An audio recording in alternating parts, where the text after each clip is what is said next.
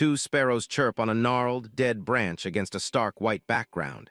It looks peaceful, but the jagged wood hints at the desolate world our story begins in. Deep in the foggy forest, a pair of deer stop for a quick drink at a quiet stream. Everything seems calm, but there is a heavy, eerie vibe hanging over the woods. The sun peeks through dark, heavy clouds as a strange streak of light cuts across the sky. Something big is happening far away, and the atmosphere is getting seriously intense. An old, crumbling pagoda sits atop a barren hill, surrounded by dead trees. This place looks totally abandoned, like a ghost town where time just stopped moving a long time ago. Beggars huddle in the ruins of a small forest town, whispering about haunted houses and certain death. It is a grim scene, with people just waiting for the end in the wreckage. Flies buzz around a dirty, bandaged hand, while an empty bowl sits nearby. It is a harsh reminder of how low our boy has fallen, living in total filth and misery. Jiang Wang lies motionless on the cold stone floor, while an old beggar watches over him. The old man tells him to let go of whatever is weighing his heart down. This guy stares blankly at the ceiling, thinking about how impossible revenge feels in his current state. He wonders if swallowing his bitterness is the only way to find any peace. His eyes sharpen with a sudden spark of rage. He might be broken and dying, but deep down, he refuses to accept this pathetic end after everything they did to him. He remembers the good old days when he and his brothers were a tight-knit crew. They swore to be brothers for life, but those memories only taste like poison now. This guy, Fang Pengju, was the one Jiang Wang trusted most. Behind that friendly smile and casual laugh, the dude was hiding a literal blade, just waiting for the right moment. Our boy relives the moment he fell for their trap. He collapsed on the floor while his so-called brothers stood over him, watching him die after drinking that poisoned wine. They didn't just poison him, they made sure he drank every last drop. The betrayal was total, leaving Jiang Wang to rot in the mud while they took everything he earned. Back in reality, the old beggar holds out a cracked bowl, trying to give him a bit of water. It is a small act of kindness in a world that has been cruel. Suddenly, the old man looks up, sensing a weird shift in the air. Something is definitely wrong, and his confused expression says it all as he stares at the gray sky. Even though it was just sunny, snow starts falling over the ruins. The old man is totally baffled by the sudden weather change, wondering why winter decided to show up early. Tiny, intricate snowflakes drift through the air, but they aren't normal. This isn't just a storm. It is the byproduct of high-level cultivators clashing with insane power somewhere close to the town. As the snow thickens, the beggar mutters about how restless the city has become. Strange things are happening everywhere, and Jiang Wang just lies there, barely clinging to his life. The old man reaches out, noticing that some of these snowflakes are actually glowing with a weird light. His curiosity is piqued, but he has no idea how dangerous this stuff is. The moment his finger touches the glowing flake, it is game over. This isn't soft snow, it is pure, freezing energy that starts spreading across his skin in a heartbeat. This is bad. Nearby, a small bird is instantly flash-frozen mid-chirp on its branch. The poor thing didn't even have time to fly away before the ice completely encased its tiny, fragile body. A deer tries to bolt through the woods, but the freezing aura is way too fast. It's turned into a literal ice statue mid-stride, looking like a creepy decoration in the forest. The old beggar is next. The ice crawls up his body with a crackling sound, trapping him in a frozen tomb. He can only stare in horror as the energy takes over. The old man is stuck. Frozen solid, his eyes are wide with terror as that icy energy takes over, turning him into nothing but a hollow, freezing shell. Then with a loud crack, the statue just shatters into a million tiny pieces.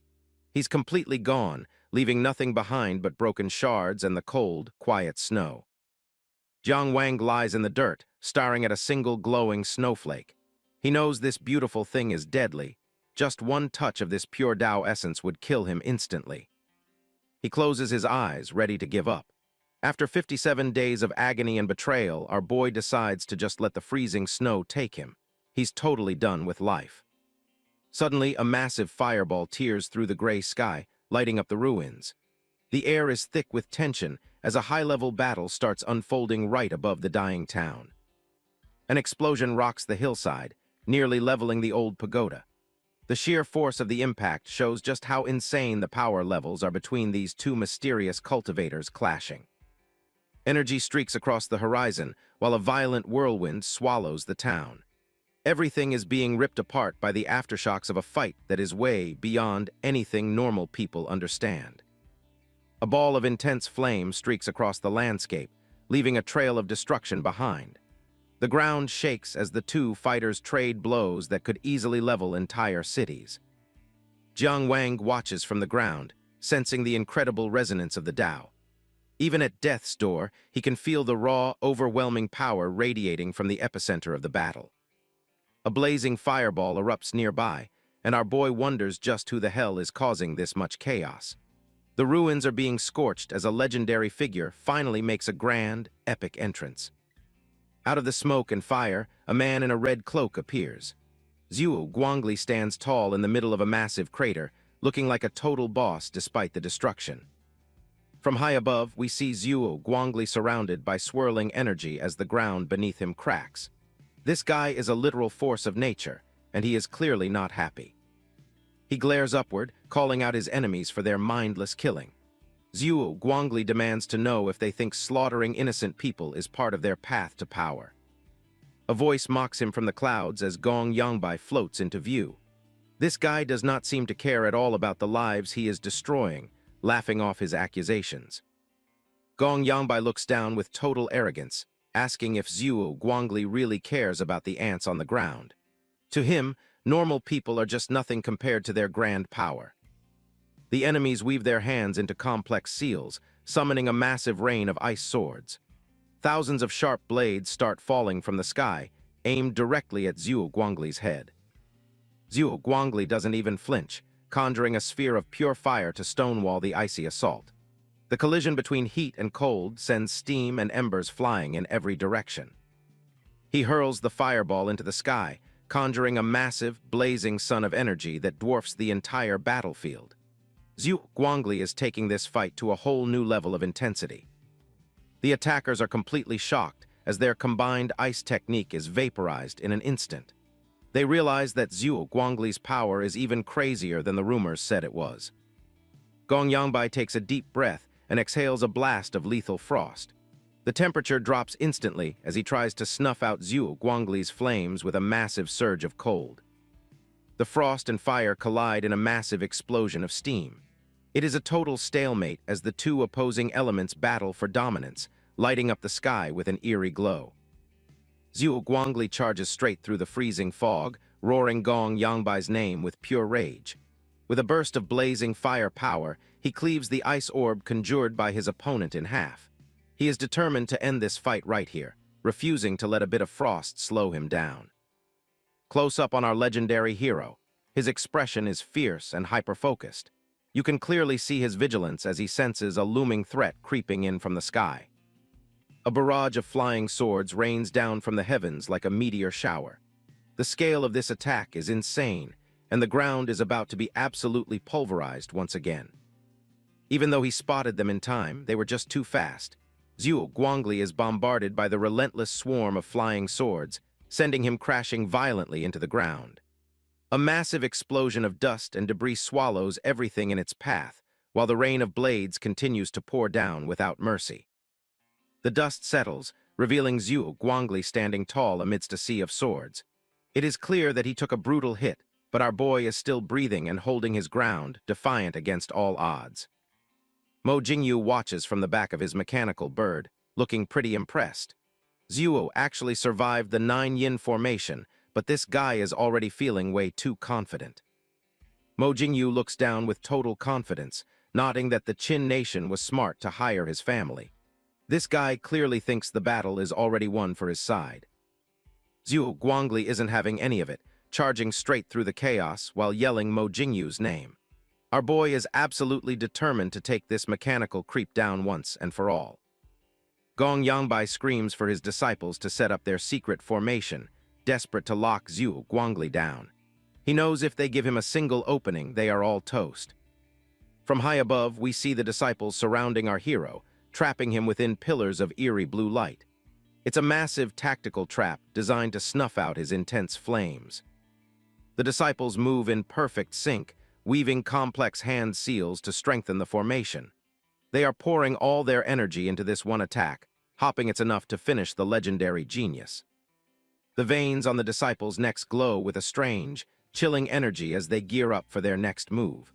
The temperature around them plummets, turning their breath into a lethal cloud of frost. He mocks Zhuo Guangli, asking if he still thinks he is in control of the situation. With a wild look in his eyes, he officially activates the formation's full, terrifying power. Massive coils of green energy snakes whip through the air, slamming into the earth with terrifying speed. The ruins are completely swarmed by these mystical constructs, leaving Zhuo Guangli with absolutely no room to escape. These massive energy segments rapidly fuse together, forming a colossal green serpent that lunges forward with its jaws wide open, ready to devour everything in its path. This technique is as grotesque as it is powerful, and it is closing in fast. Zhuo Guangli stands his ground, fire sword in hand, as the snakes coil all around him. He's completely surrounded by cold energy, but he hasn't lost his fighting spirit just yet. The snakes are a total nightmare. If you cut one head off, two more grow back immediately. Zhuo Guangli realizes that even a single bite will flood his body with lethal, freezing energy. Gong Yangbai exhales a concentrated blast of frost, continuously buffing the icy serpents and aiming to freeze Zhuo Guangli's very soul. The sheer amount of cold energy radiating from this guy makes it clear that his cultivation base and the techniques he's unleashing are anything but ordinary. The blue snakes tighten their grip as Gong Yangbai unleashes his blood freeze art. Zhuo Guangli is being swallowed by a massive pillar of ice, his fire finally starting to flicker out. With another icy breath, the temperature drops even further, turning the battlefield into a frozen wasteland. It looks like Zhuo Guangli's legendary fire might have finally met its match in this cold. Close up on our hero's face, his skin is turning pale and frost is starting to form on his brow. The freezing energy is invading his body, trying to stop his heart cold. Mo Jingyu watches from his mechanical bird, declaring Zhuo Guangli powerless against their secret arts. He's already calling the fight, convinced that their legendary opponent is finally finished for good. Zhuo Guangli is completely encased in a massive, jagged mountain of ice. Even the energy snakes are frozen in place, turning the entire scene into a silent, terrifying monument of death. The light pillars fade as the ice sculpture stands motionless in the ruins. It's a chilling sight, and it looks like the legendary Zhuo Guangli has been defeated by his enemies. Suddenly, a weird glow starts emanating from the center of the frozen mass. The ice begins to crack under a massive surge of internal pressure, and things are about to get wild. Gong Yangbai's smug expression vanishes instantly, replaced by a look of pure shock and sweat. He cannot believe what he is seeing.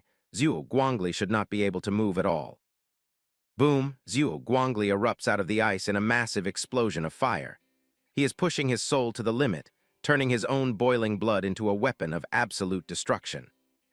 Mo Jingyu panics, commanding his mechanical bird to launch a barrage of razor-sharp feathers. He is throwing everything he has at Zhuo Guangli, but his confidence is totally gone now. Zhuo Guangli doesn't even bother dodging, showing zero flinch as he goes for a head-on, brute-force clash. His hands whip through the air, conjuring a massive disc of fire and hurling it straight at Mo Jingyu. He looks like a literal demon of flame as he prepares his lethal counterattack.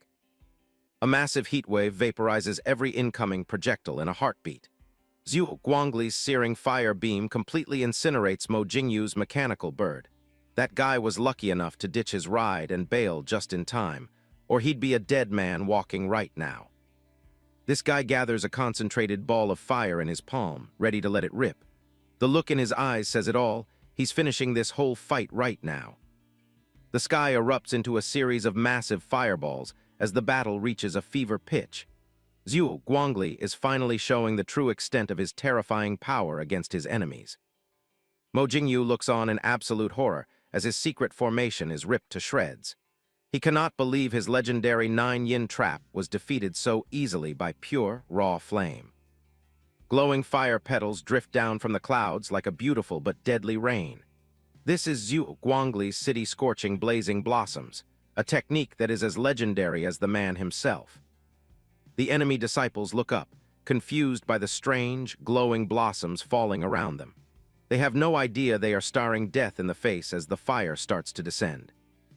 One arrogant disciple tries to catch a petal, mocking Zhuo Guangli's third-grade art. He tells his brothers to watch as he snuffs it out with just one hand like it is nothing. Big mistake, the petal explodes instantly, turning the disciple into a charred skeleton in a heartbeat. The sheer heat of Zhuo Guangli's fire is way beyond anything these guys ever expected. Gong Yangbai screams at his remaining men to use their water element arts immediately. He recognizes the technique and knows they will all be vaporized if they do not create a safe zone right now. The survivors scramble to summon streams of water, trying to block the relentless rain of fire.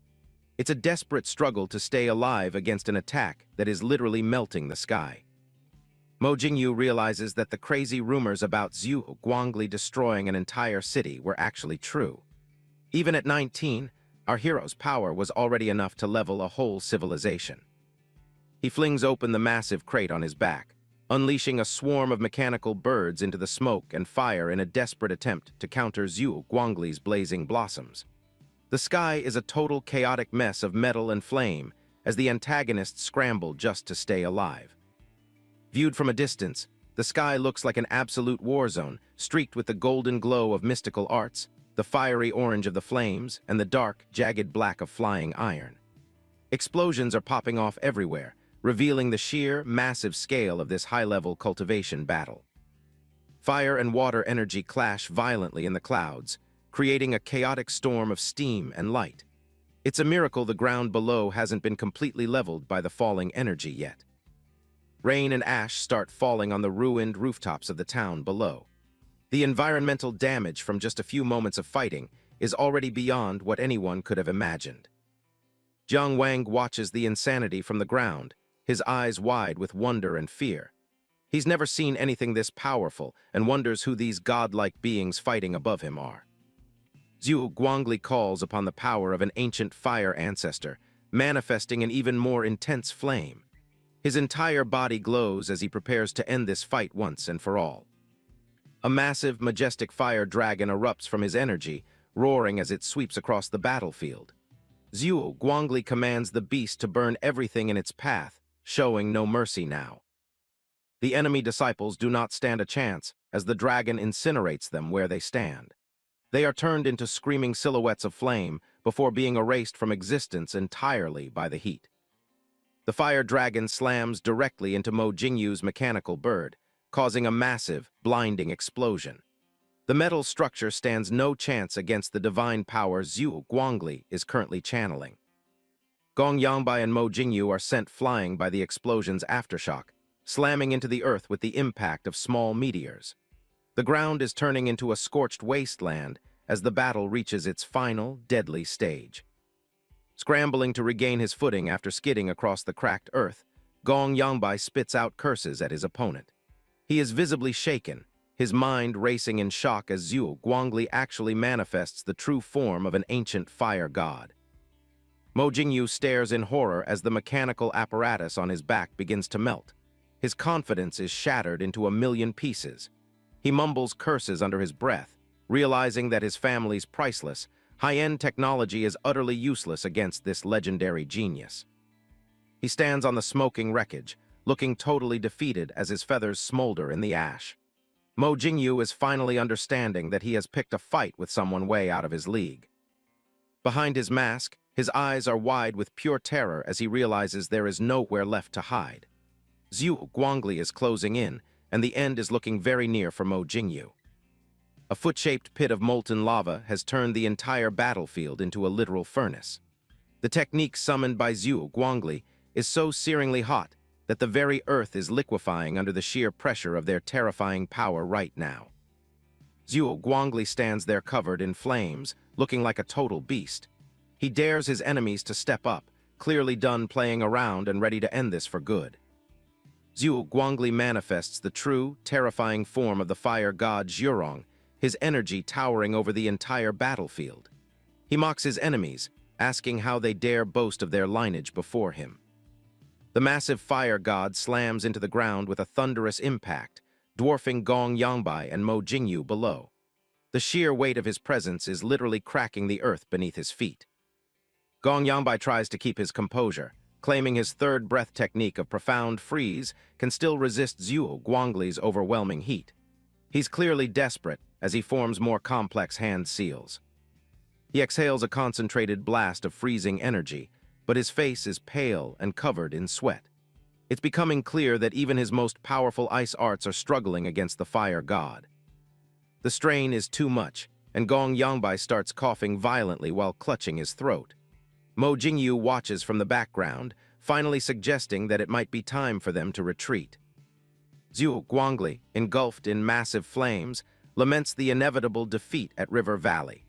He says no ocean can wash away the national shame and personal hatred he feels in this moment.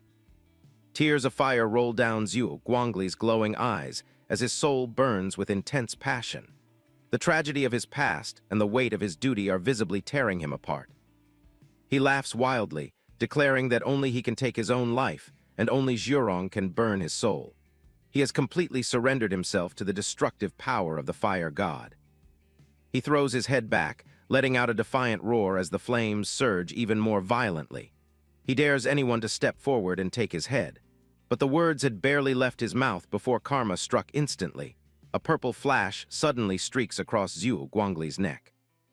A purple streak of light flashes through the smoke and flames, cleanly severing Zhuo Guangli's head. It falls to the ground, rolling several times, leaving every fighter on the field paralyzed in absolute shock. Gong Yangbai and Mo Jingyu freeze in their tracks as a chilling new presence steps onto the ruined battlefield.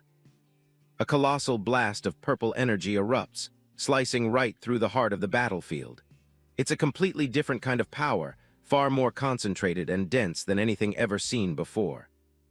Gong Yangbai and Mo Jingyu are forced to cover their ears, struggling to withstand the crushing pressure as their hair stands on end while the purple light rips through the dark sky. They look absolutely terrified in the face of this newcomer's arrival. A sword slides perfectly back into its scabbard with a sharp click. The precision and speed of the move suggest that the fight was decided in the blink of an eye. Mo Jingyu and Gong Yangbai look up in shock, recognizing the man floating high above the clouds.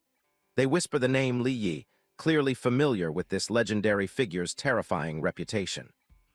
Li Yi, a high-ranking cultivator from the Jiang Nation, lands calmly on the battlefield. He sighs and simply notes that the area has become far too noisy for his liking. Realizing the newcomer is on their side, Gong Yangbai prepares to interrogate Li Wei, demanding to know why he failed to follow the higher-ups' arrangements. But before the words could even fully leave his mouth, Li Wei spins around with a cold, murderous gaze. With a single, effortless movement, he makes both Mo Jingyu and Gong Yangbai's hearts skip a beat. They can feel the terrifying, soul-crushing gap in power between them. In a desperate bid to save his own skin, Gong Yangbai doesn't waste a single heartbeat as he rushes over to snatch up Zhuo Guangli's severed head. Without exchanging a single word, Gong Yangbai and Mo Jingyu both read the room and bolt from the battlefield instantly. The arrival of Lai Engia has completely rewritten the fate of every soul left in Ha Kok. In a desolate forest, Li Yi, a high-level god-tier cultivator in pristine white robes, calmly strides towards Zhuo Guangli's headless fire giant. Li Yi, a mysterious traveler with a red dot on his forehead, calmly holds a strange, dark artifact while observing the chaotic battlefield around him. The dark artifact speaks with a supernatural voice, declaring that the debt is finally settled as green light pulses from its monstrous, fanged mouth today. As soon as the words left his lips, the command medallion instantly exploded and vanished into thin air right in Liya's hand, marking the end of a mysterious pact. Liya stands there observing the headless embers of the legendary warrior in his fire giant form, as the raging flames continue to flare up, slowly incinerating every last remains of Zhuo Guangli. Li Yi watches the destruction through his fingers, his pink eyes reflecting the brilliant light of the collapsing fire giant in the dark distance today. He frames the dying giant within his hand, a cold observer of the legendary warrior's final moments amidst the dark and very star-filled sky tonight. He leans to one side, savoring every second of this moment. Then, as a final mock sign-off, a sarcastic boom escapes his lips. A massive explosion of fire and light rocks the sky, as the high-level battle reaches its violent and absolute conclusion over the silent ruins here. A cold, satisfied smirk plays on Liya's lips as he surveys the aftermath, clearly unimpressed by the legendary cultivators he just slaughtered so easily. A single beam of sunlight pierces through the thick, dark clouds, illuminating the desolate ruins where a broken young man lies forgotten in the cold. Jiang Wang, an emaciated young man in tattered red robes, gasps for air as he struggles to stay conscious amidst the ruins of the abandoned temple. Our boy clenches his teeth, desperately thinking that he's not ready to die, yet despite the poison and betrayal that destroyed his entire life recently. With his last bit of strength, Jiang Wang begins to crawl through the ruined gate of the town, determined to find a way to survive now. This guy leans against a crumbling pillar, looking absolutely wrecked. 57 days of agony have turned our boy into a shadow of his former self. His footsteps are heavy and uneven as he drags his broken body forward today, driven by a burning desire for revenge against his fourth brother. Jiang Wang collapses onto the cold ground, his face pressed against the dirt as he continues to push toward the center of the battlefield this morning. He hopes to find some scrap of treasure left behind by the powerful cultivators, something that could act as his final lifeline in this wasteland. Around him lie only the gruesome remains of the fallen, shattered metal and bone fragments, but he stubbornly refuses to give up his desperate search. The poor dude looks totally devastated. Everything has turned to ash, and it seems like his last chance for survival has just disappeared into the dark void. Suddenly, he spots something strange buried in the dirt. His trembling hands immediately reach for a cracked golden pill bottle. Jiang Wang's jaw drops as his eyes widen. He can't believe his luck. A pill bottle from a high-level cultivator is right there in front of him. He pulls out a coarse, crimson pill. This is the very meridian-opening pill he once shed blood and sweat to obtain, only to have it snatched away by the cold-blooded greed and betrayal of his own sworn brothers. He swallows the pill without hesitation, bracing for the impact. It's a massive gamble, but it's the only way to fix his broken meridians and claw his way back. A blinding golden energy surges through his body, flushing out the toxic poison. The real work is just starting, and the pain is about to get a whole lot worse. Gold light floods his spine as the pill's power tears through the blockages. The agonizing pain is a small price for the chance to reclaim everything he lost. His spirit separates, glowing with a divine light as ancient symbols swirl around him. The meridian-opening pill is doing its work, reshaping his very essence for greatness. Standing alone under a blood-red sky, Jiang Wang takes his first breath of renewed life. The poison is gone, replaced by a cold, sharp clarity he's never felt. Our boy's eyes burn with a new fire.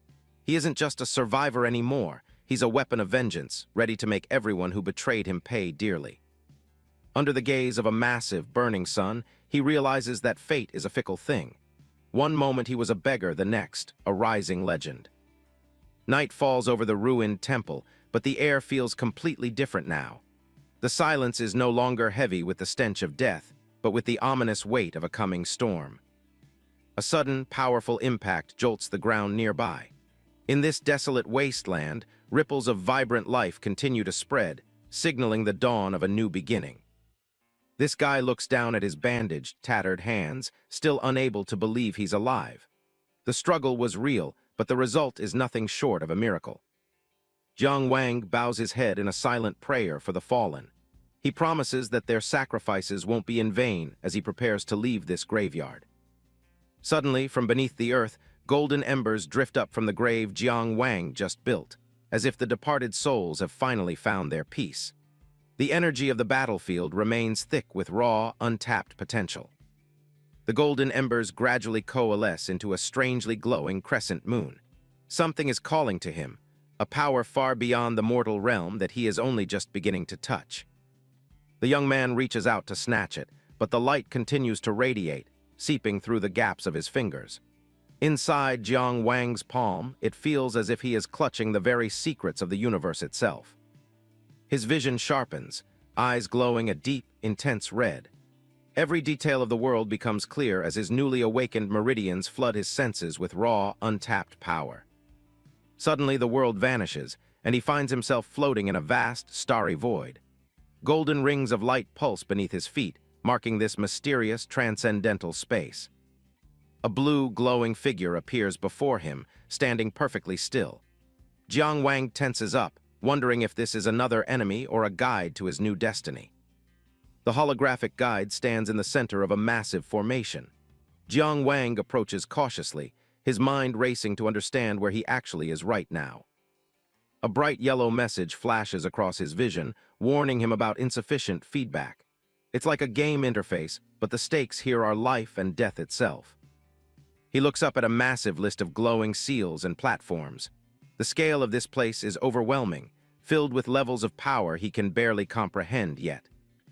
A golden scroll manifests, listing various simulation and discussion platforms. It's clear that he stumbled into a legendary training ground reserved for the absolute best of the best. The force of the realm begins to pull him forward toward the glowing figure. He can't resist the attraction, feeling himself being drawn deeper into this virtual world. Their forms overlap for a brief second as the guide begins the synchronization process. Jiang Wang's eyes widen in pure shock as the system takes control. The message welcomes him as the master of the Dong Zhen Su blessed land. Our boy is totally lost, having no idea what kind of insane position he's inherited. Beams of blue light erupt from his head, connecting his mind to the vast starry network above. He's being uploaded into the ultimate cultivation database of the gods. A notification pops up explaining the Takesu illusory realm. It's a perfect simulation for training where everything feels real, but without the risk of actual physical harm. Talk about the ultimate sandbox. He discovers specialized platforms for refining techniques and sparring with elite masters. This is the ultimate tool to become unstoppable, but he'll need to earn his keep through the merit system. A prompt explains that merit is earned through combat. Defeating same-level opponents increases it, while losing reduces it. Challenging stronger foes grants extra bonuses for the bold. Jiang Wang stares in disbelief as beams of blue light surround him. The system explains how the 72 blessed lands produce merit points periodically based on their rank. His current location, Dongjingsu, is ranked 23rd among the blessed lands. This prime spot produces a massive 1,850 merit points every single month. A massive celestial dial appears above our boy, marking his new territory. However, a warning flashes across the void. A challenge for his position will come in 30 days. Failure means demotion. Jiang Wang sweats, realizing he only has a month to prepare for whatever powerful master tries to snatch this blessed land from his grasp. The scene shifts back to the dark ruins of the abandoned temple. A tattered academy sign hangs precariously as the wind howls through the empty, desolate streets. Jiang Wang looks back at the wreckage one last time. While the information from the illusory realm is overwhelming, he knows he needs time to explore its true secrets. He stares at the glowing crescent moon mark on his bandaged palm. Before he can master this new power, he must return to the academy for the inner court selection. This guy clenches his fist, eyes burning with a cold fury. He silently vows to avenge the humiliation he suffered before he can truly move forward with his life. The sun shines over the prosperous maple forest city in the Zhuang Kingdom. This bustling place is a stark contrast to the ruins Jiang Wang just left behind. A sign for the Finglin Taoist Academy hangs above the entrance. This is the place where our boy's journey as a disciple first began and where his betrayal started. Jiang Wang finally returns, carrying a massive wooden crate on his back. His appearance causes an immediate stir as shocked disciples shout that he's actually back from the dead. He steps onto the academy grounds with heavy, purposeful strides. The weight of the crate seems like nothing compared to the burning desire for justice in his heart right now. Crowds of disciples part as the young man walks through the courtyard. Everyone is whispering, unable to believe the beggar who disappeared 57 days ago has finally returned. With a powerful kick, Jiang Wang sends the heavy crate flying off his back. It slams into the stone floor, signaling his arrival and his refusal to be ignored anymore. A massive, bearded guy shouts for everyone to move aside. He charges through the crowd with a wide grin, clearly thrilled to see his supposedly dead brother standing there. Du Yubu, the sworn second brother, pulls Jiang Wang into a bone-crushing hug. He laughs loudly, exclaiming that everyone thought our boy was dead and gone for good. This big dude keeps laughing, complaining that Jiang Wang made his sworn brothers worry for nothing all this time. He seems genuinely happy, but his true nature remains hidden. Ling He, the sworn eldest brother, steps forward with a gentle, relieved smile. He's a calm, steady leader who is just happy to see his third brother alive and well. A short fellow, intentionally hunching his back to play the part, saunters over to scrutinize him, joking that our young man must have struck it rich and forgotten all about his brothers.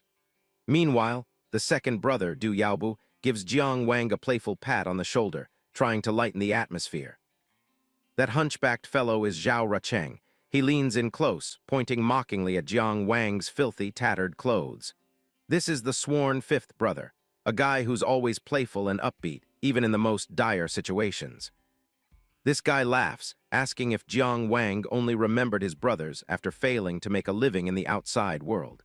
He seems to find the whole situation quite hilarious. Zhao Rucheng fans himself, calling Jiang Wang his dear third brother with a smirk.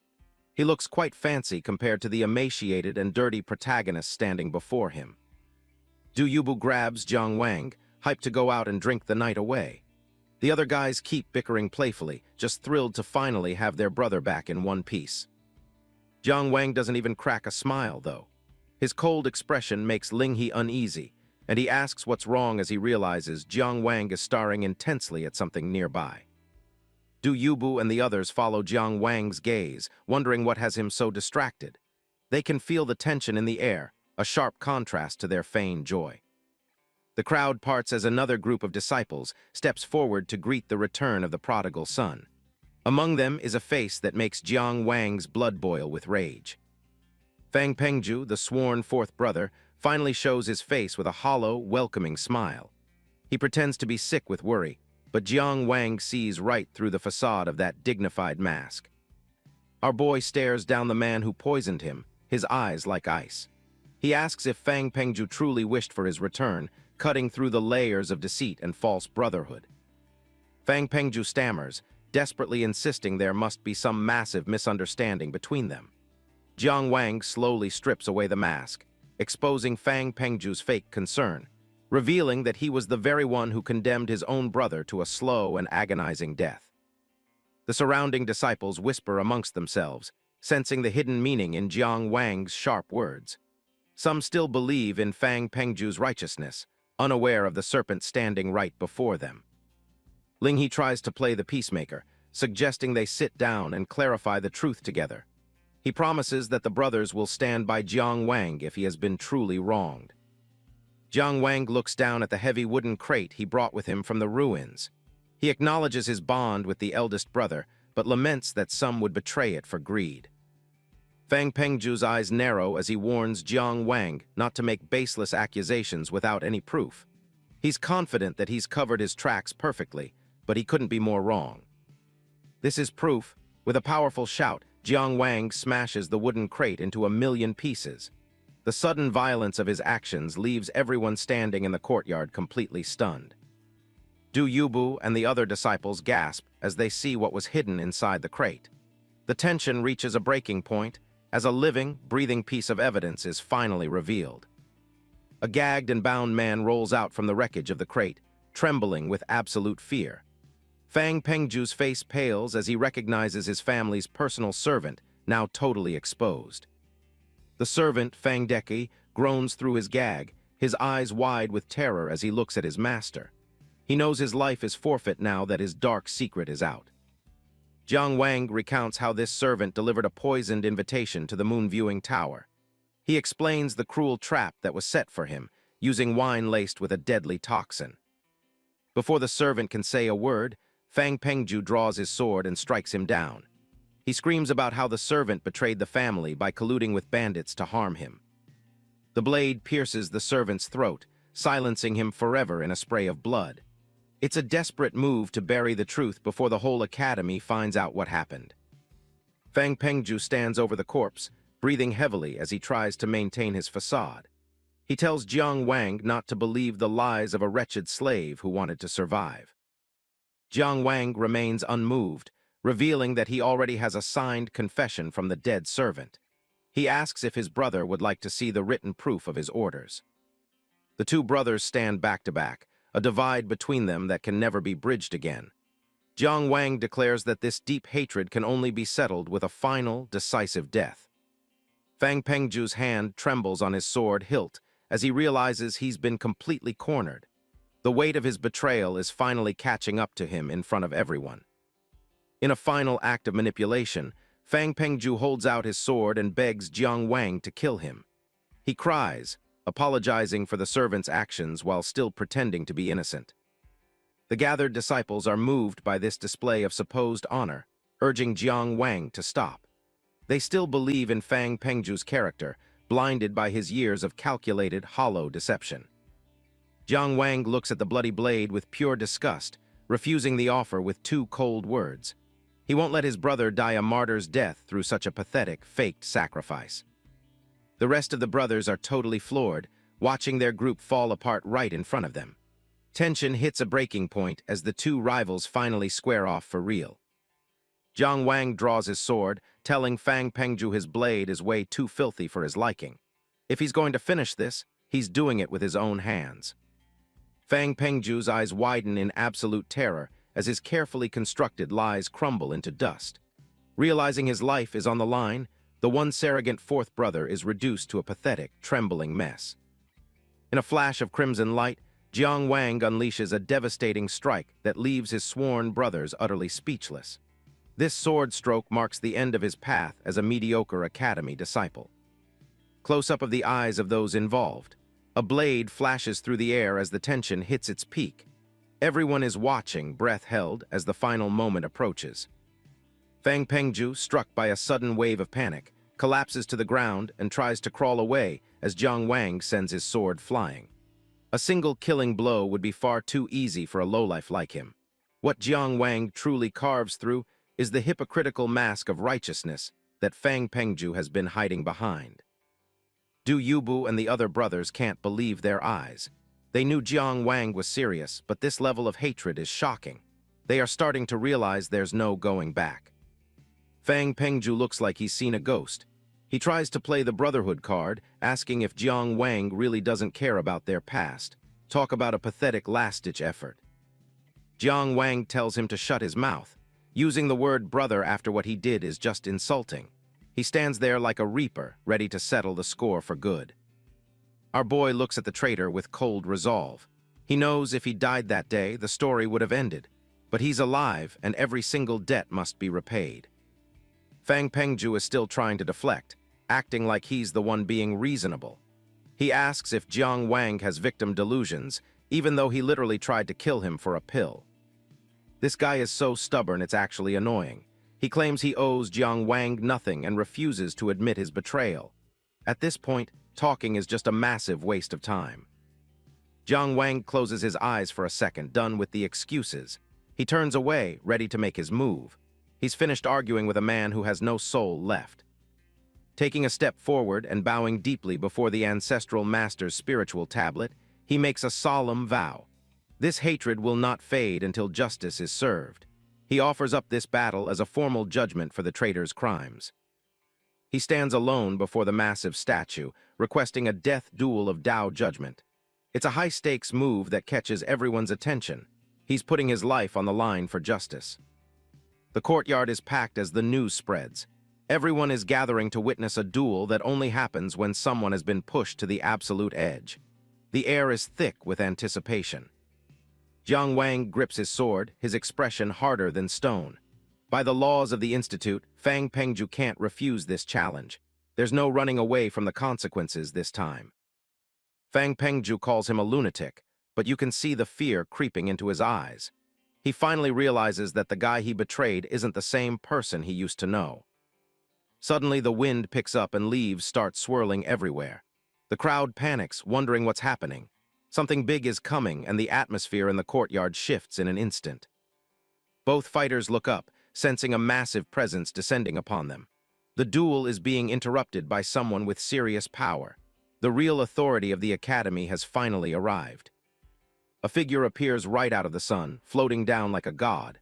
The sheer pressure coming off this person is enough to make anyone's legs shake. This is getting intense. Dean Dong An lands with total grace, wearing a mask that makes him look even more intimidating. He's the head of the institute, and he's not here to just watch. Everyone immediately bows, greeting the Grandmaster with total respect. He acknowledges the request for a death duel of Dao judgment. The rules are about to be set in stone. Dean Dong An looks on, his gaze piercing through the courtyard. He officially establishes the duel, making it a sanctioned event.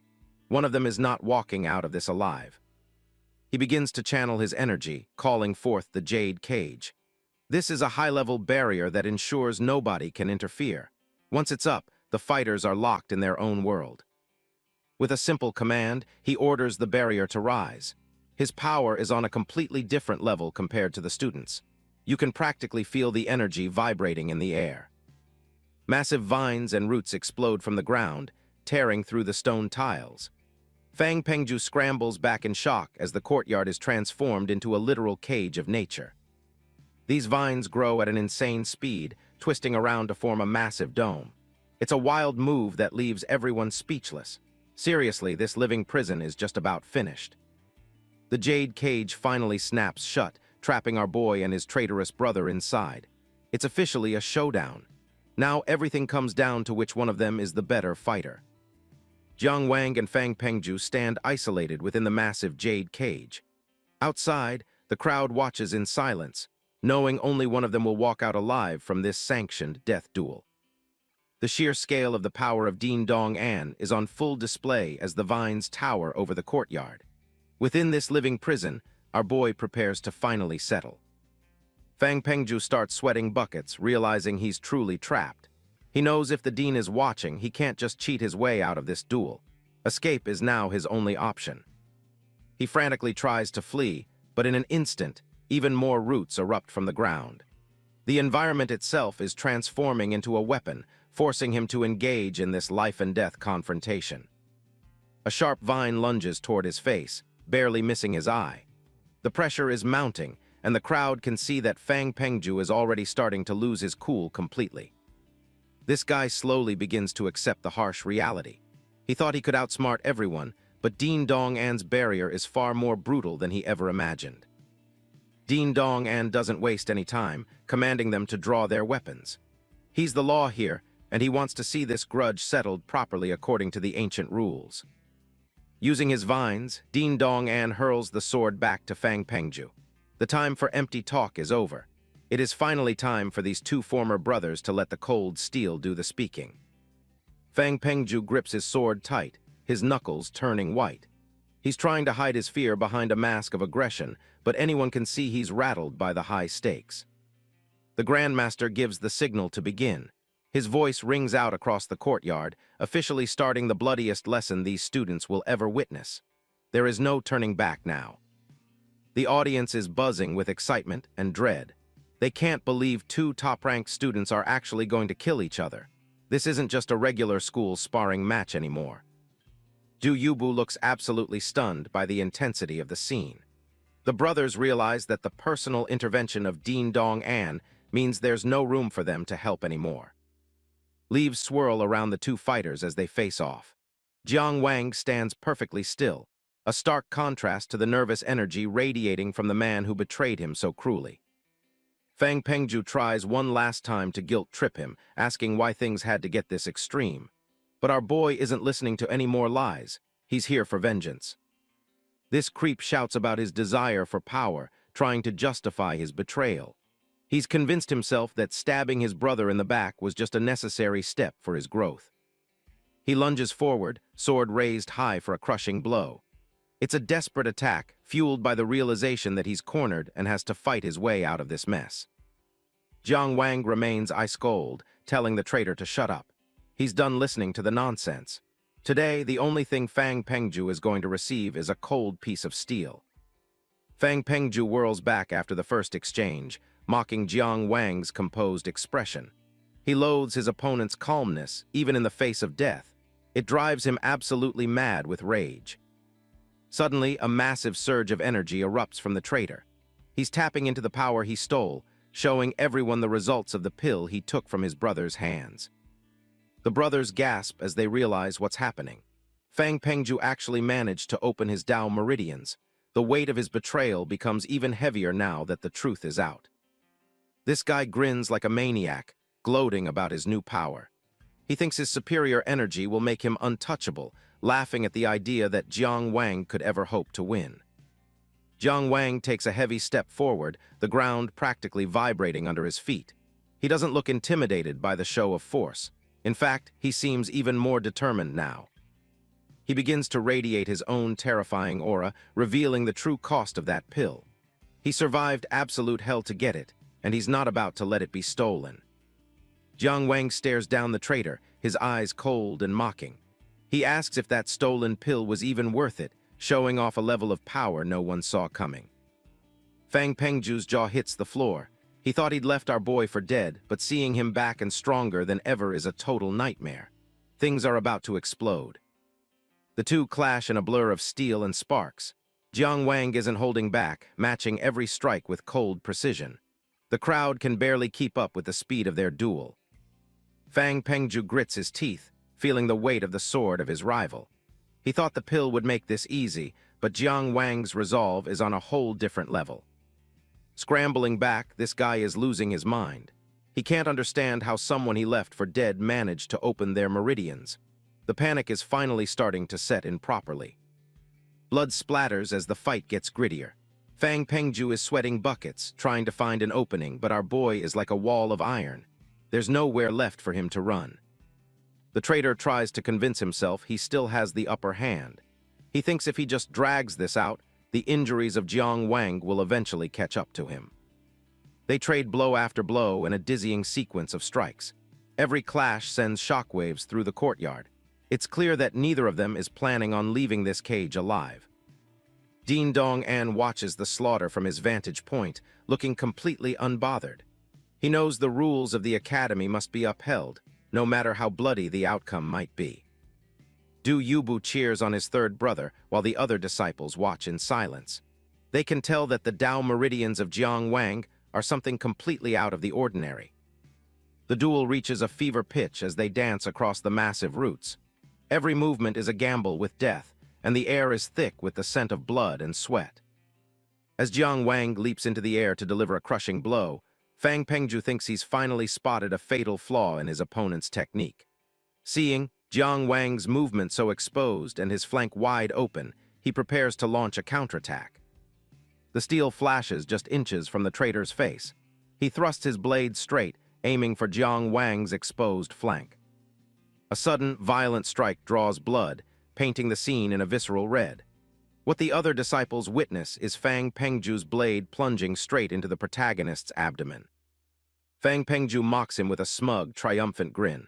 But it's all just a calculated bait, a classic move of sacrificing a pawn to capture the king, as Jiang Wang swings his blade directly toward Fang Pengju's arm. A sickening crunch echoes through the jade cage as a blade finds its mark. The sound of tearing flesh is unmistakable, and the tide of the battle shifts for good. The scream of Fang Pengju rings out as his defense is shattered. He looks at his mangled hand in total disbelief, realizing that his dreams of power are turning into a nightmare. Jiang Wang doesn't give him a second to breathe, lunging forward with eyes glowing a terrifying red.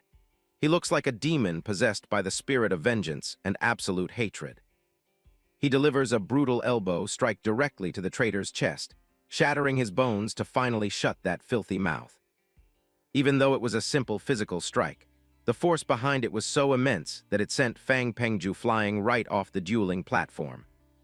The moment Fang Pengju is sent flying out of the arena, the vines from Din Dong An's everlasting entwinement technique instantly tighten. This battlefield only permits one to leave once the other is dead. These vines hurl him back into the center. The traitor lies broken among the roots, gasping for his final breaths. He looks up to see the figure of Jiang Wang approaching him like a judge ready to deliver the ultimate sentence. Jiang Wang grips the hilt and slowly withdraws the blade from his body, his face darkened by the shadow of the agony and psychological trauma of the past 2 months. He has waited for this exact moment through 57 days of unendurable suffering. Standing over his fallen enemy, his cold and painless expression is like a blade piercing through the heart of the one who stole his future. The execution is about to begin, and no one can stop it. Fang Pengju's eyes widen as he finally realizes the truth. Jiang Wang purposely showed a weakness just to lure him in. He's been outplayed on every single level by his rival. Jiang Wang lunges forward, ready to end this. He shouts that it's finally time for payback, his blade aimed right at the traitor who ruined everything. This is it. Fang Pengju completely breaks down, crying and begging for mercy he doesn't deserve. But Jiang Wang's expression is cold. He isn't about to let this guy off the hook now. Fang Pengju staggers back toward the edge of the arena. He looks like a cornered beast, realizing that his betrayal has finally come at the most brutal price. He turns around only to find there is no way back.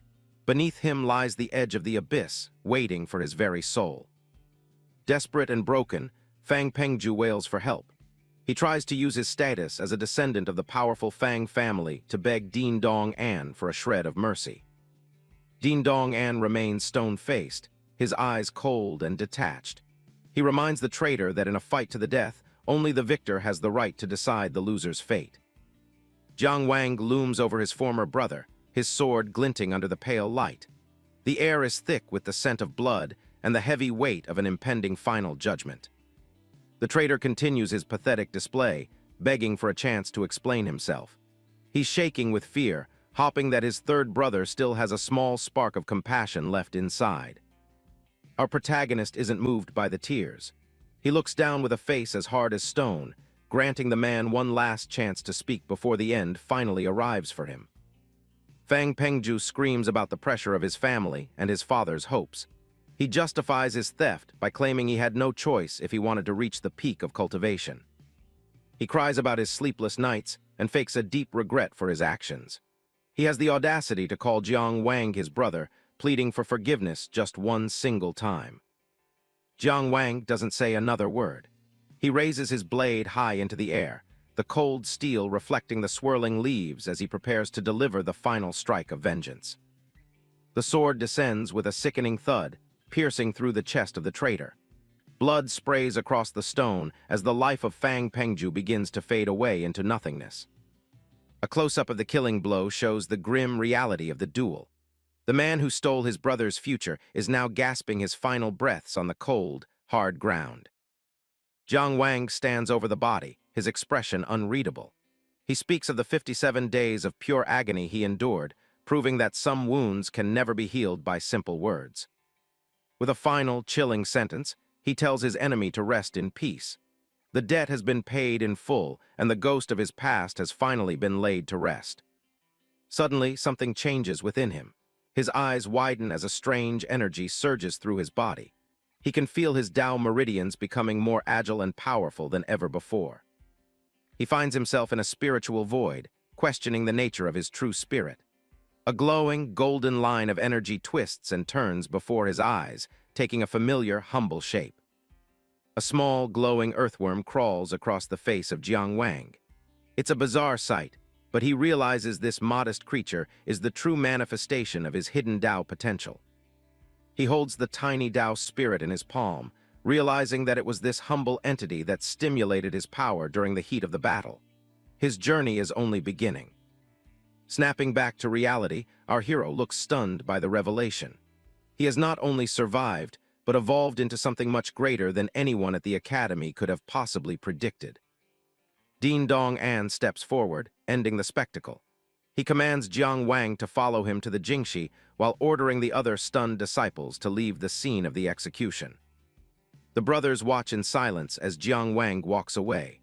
Du Yubu, Ling He, and Zhao Rucheng are left to process the fact that their world has changed forever today. The scene shifts to a peaceful garden, far from the violence of the courtyard. But the conversation between the dean and his student is anything but calm and lighthearted. Inside the quiet hall, Din Dong An questions the lack of public evidence. Jiang Wang admits that he knew the traitor would reveal the truth himself before facing his death. The dean scolds Jiang Wang for being reckless.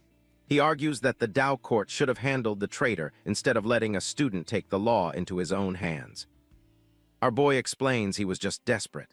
With the selection only 2 days away, he couldn't let that traitor become the dean's disciple and become totally untouchable by the law. Din Dong An asks about the pill Fang Pengju used and where Jiang Wang got his own. Our hero begins his explanation, starting with the events at Huenjin Temple.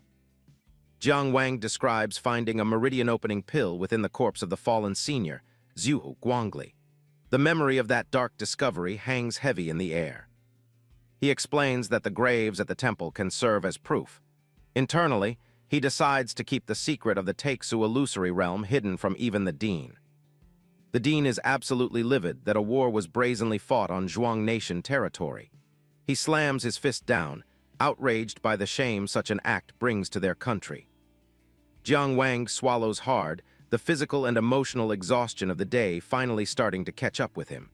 He's said enough, and now he waits for the Dean's final word. Din Dong An softens his gaze slightly and tells the boy he can now officially call himself a disciple of the institution. With that, he dismisses him from the hall. Bowing deeply, Jiang Wang expresses his gratitude to his teacher. The weight of his past seems a little lighter now that he has finally achieved his goal of becoming a true disciple. As he steps out into the sunlight, a voice calls out to him. It's Zhao Rucheng running toward him with a look of concern and excitement on his face.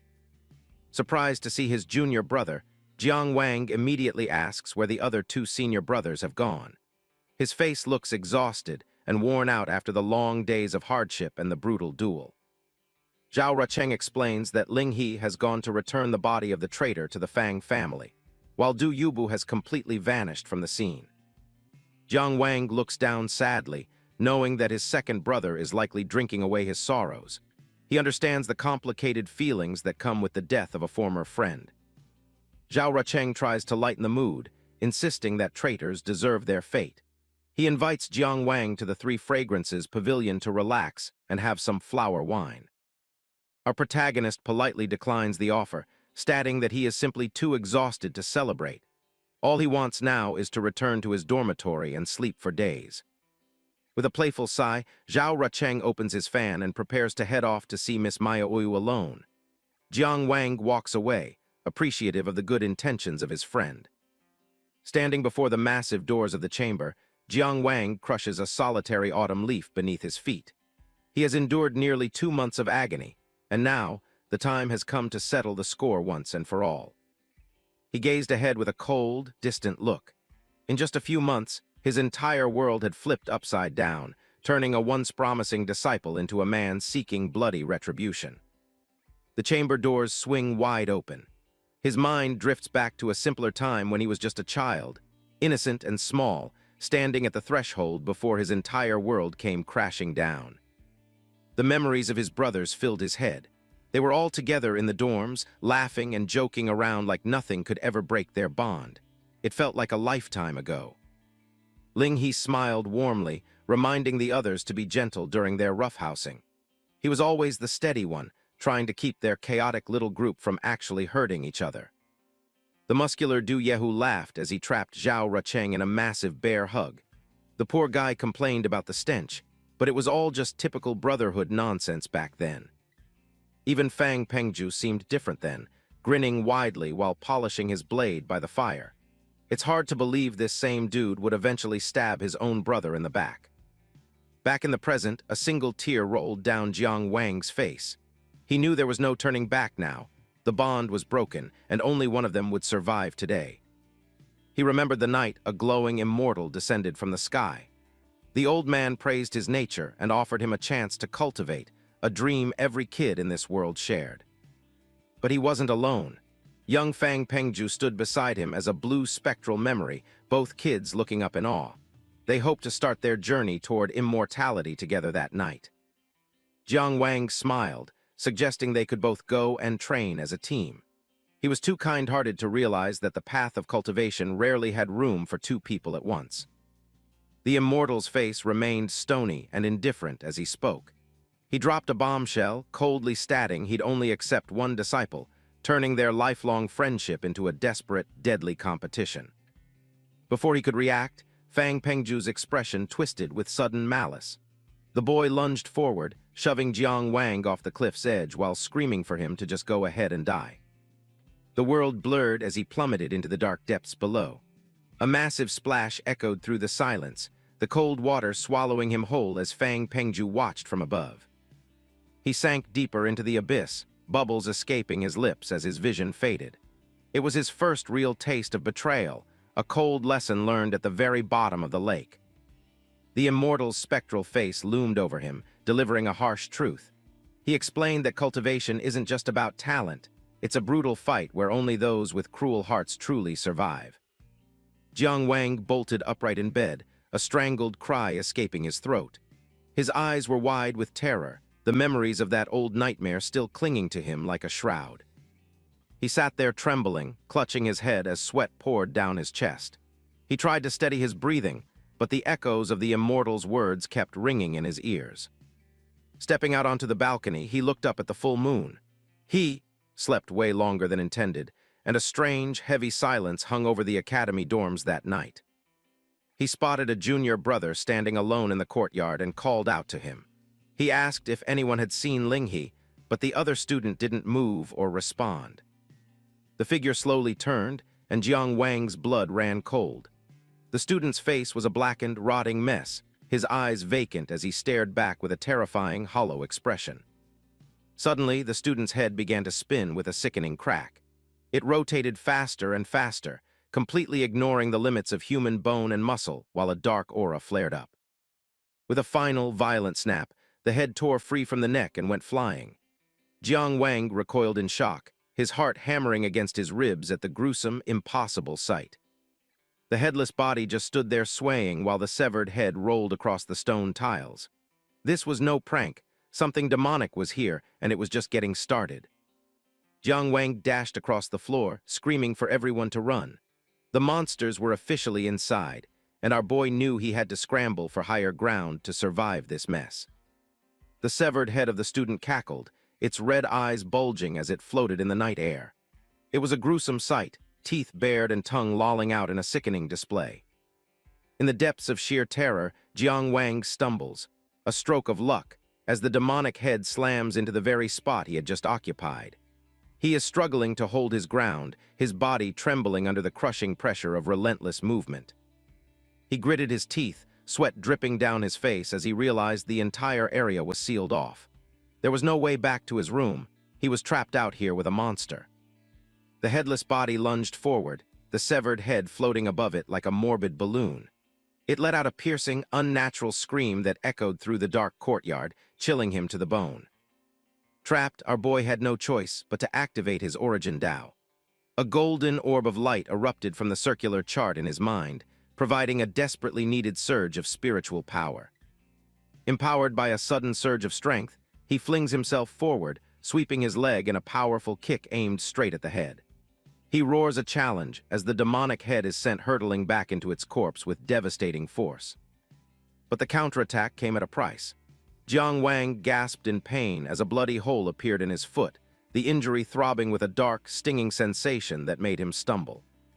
He dropped into a low crouch, clutching his wounded ankle while his eyes darted around for the next threat. His breath came in ragged gasps, his vision blurred by the sudden agony. Things got even creepier when the monster ripped its own chest open.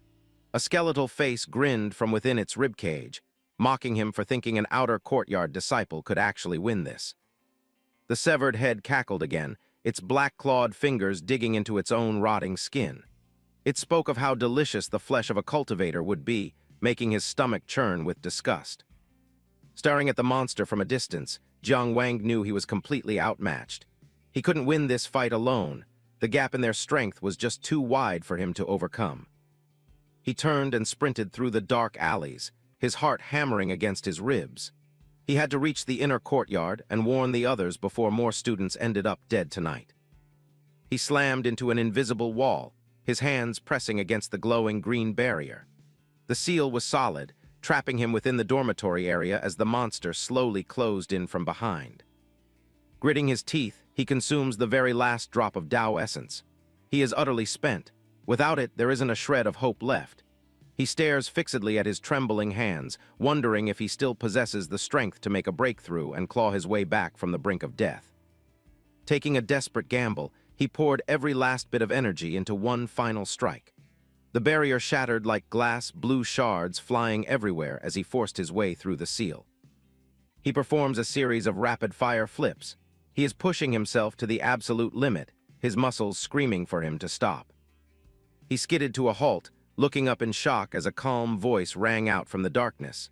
Someone had been watching his struggle, and they didn't seem particularly impressed by it. Lee Jiankyu, a high-ranking inner courtyard student, stood atop a jagged rock. He looked down with an indifferent gaze, his long hair fluttering as he commented on our boy's desperate escape. Right then, the dean appeared. Dean Dong-an stood tall, his gray beard and gold crown gleaming in the moonlight as he prepared to handle the situation personally with his overwhelming power.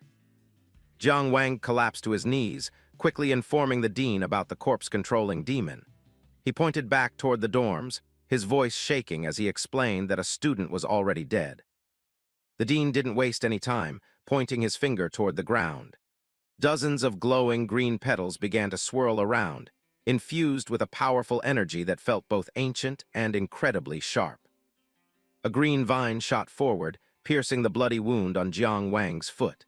He gasped as the poison sting swallow technique went to work, its energy surging through his veins like wildfire. He gritted his teeth against the pain, sweat pouring down his chin as a green pod emerged from the wound. It sucked the dark corpse poison right out of his system instantly.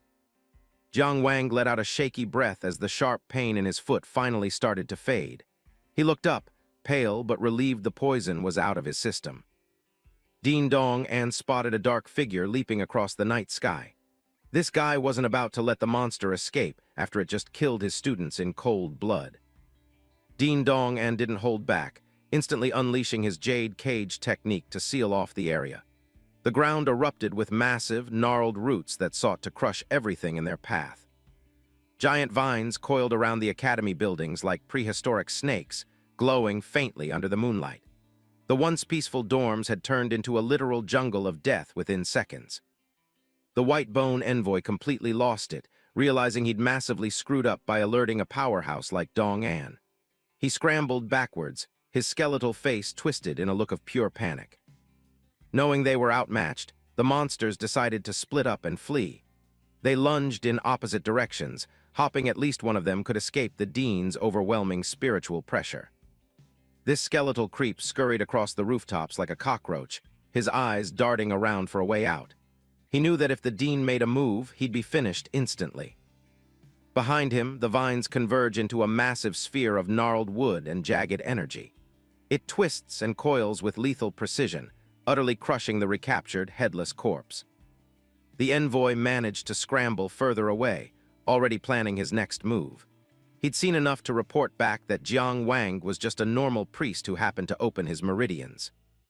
He casts one final glance back at the academy, his hand raised high, a silent farewell to the walls that once held his life. In a sudden strike, vines erupt violently from the earth, slamming directly into his face. The horrific impact sends a tremor through the very grounds of the academy, a grim signal that the dean is far from finished with him. It turns out the very gate of the academy is a summoned beast of the dean. It awakens, hovering midair as two massive wooden arms sprout from its frame, intercepting anyone who dares to pass. The skeletal head was sent spinning from a direct hit, dark fluid spraying into the air. He couldn't believe he was still within range of the dean's terrifying reach even after running. In a desperate final attempt to escape, the messenger tries to leap in another direction. But out of nowhere, a carnivorous flower lunges forward, snapping him up as he freezes in utter shock. That's it. It's over.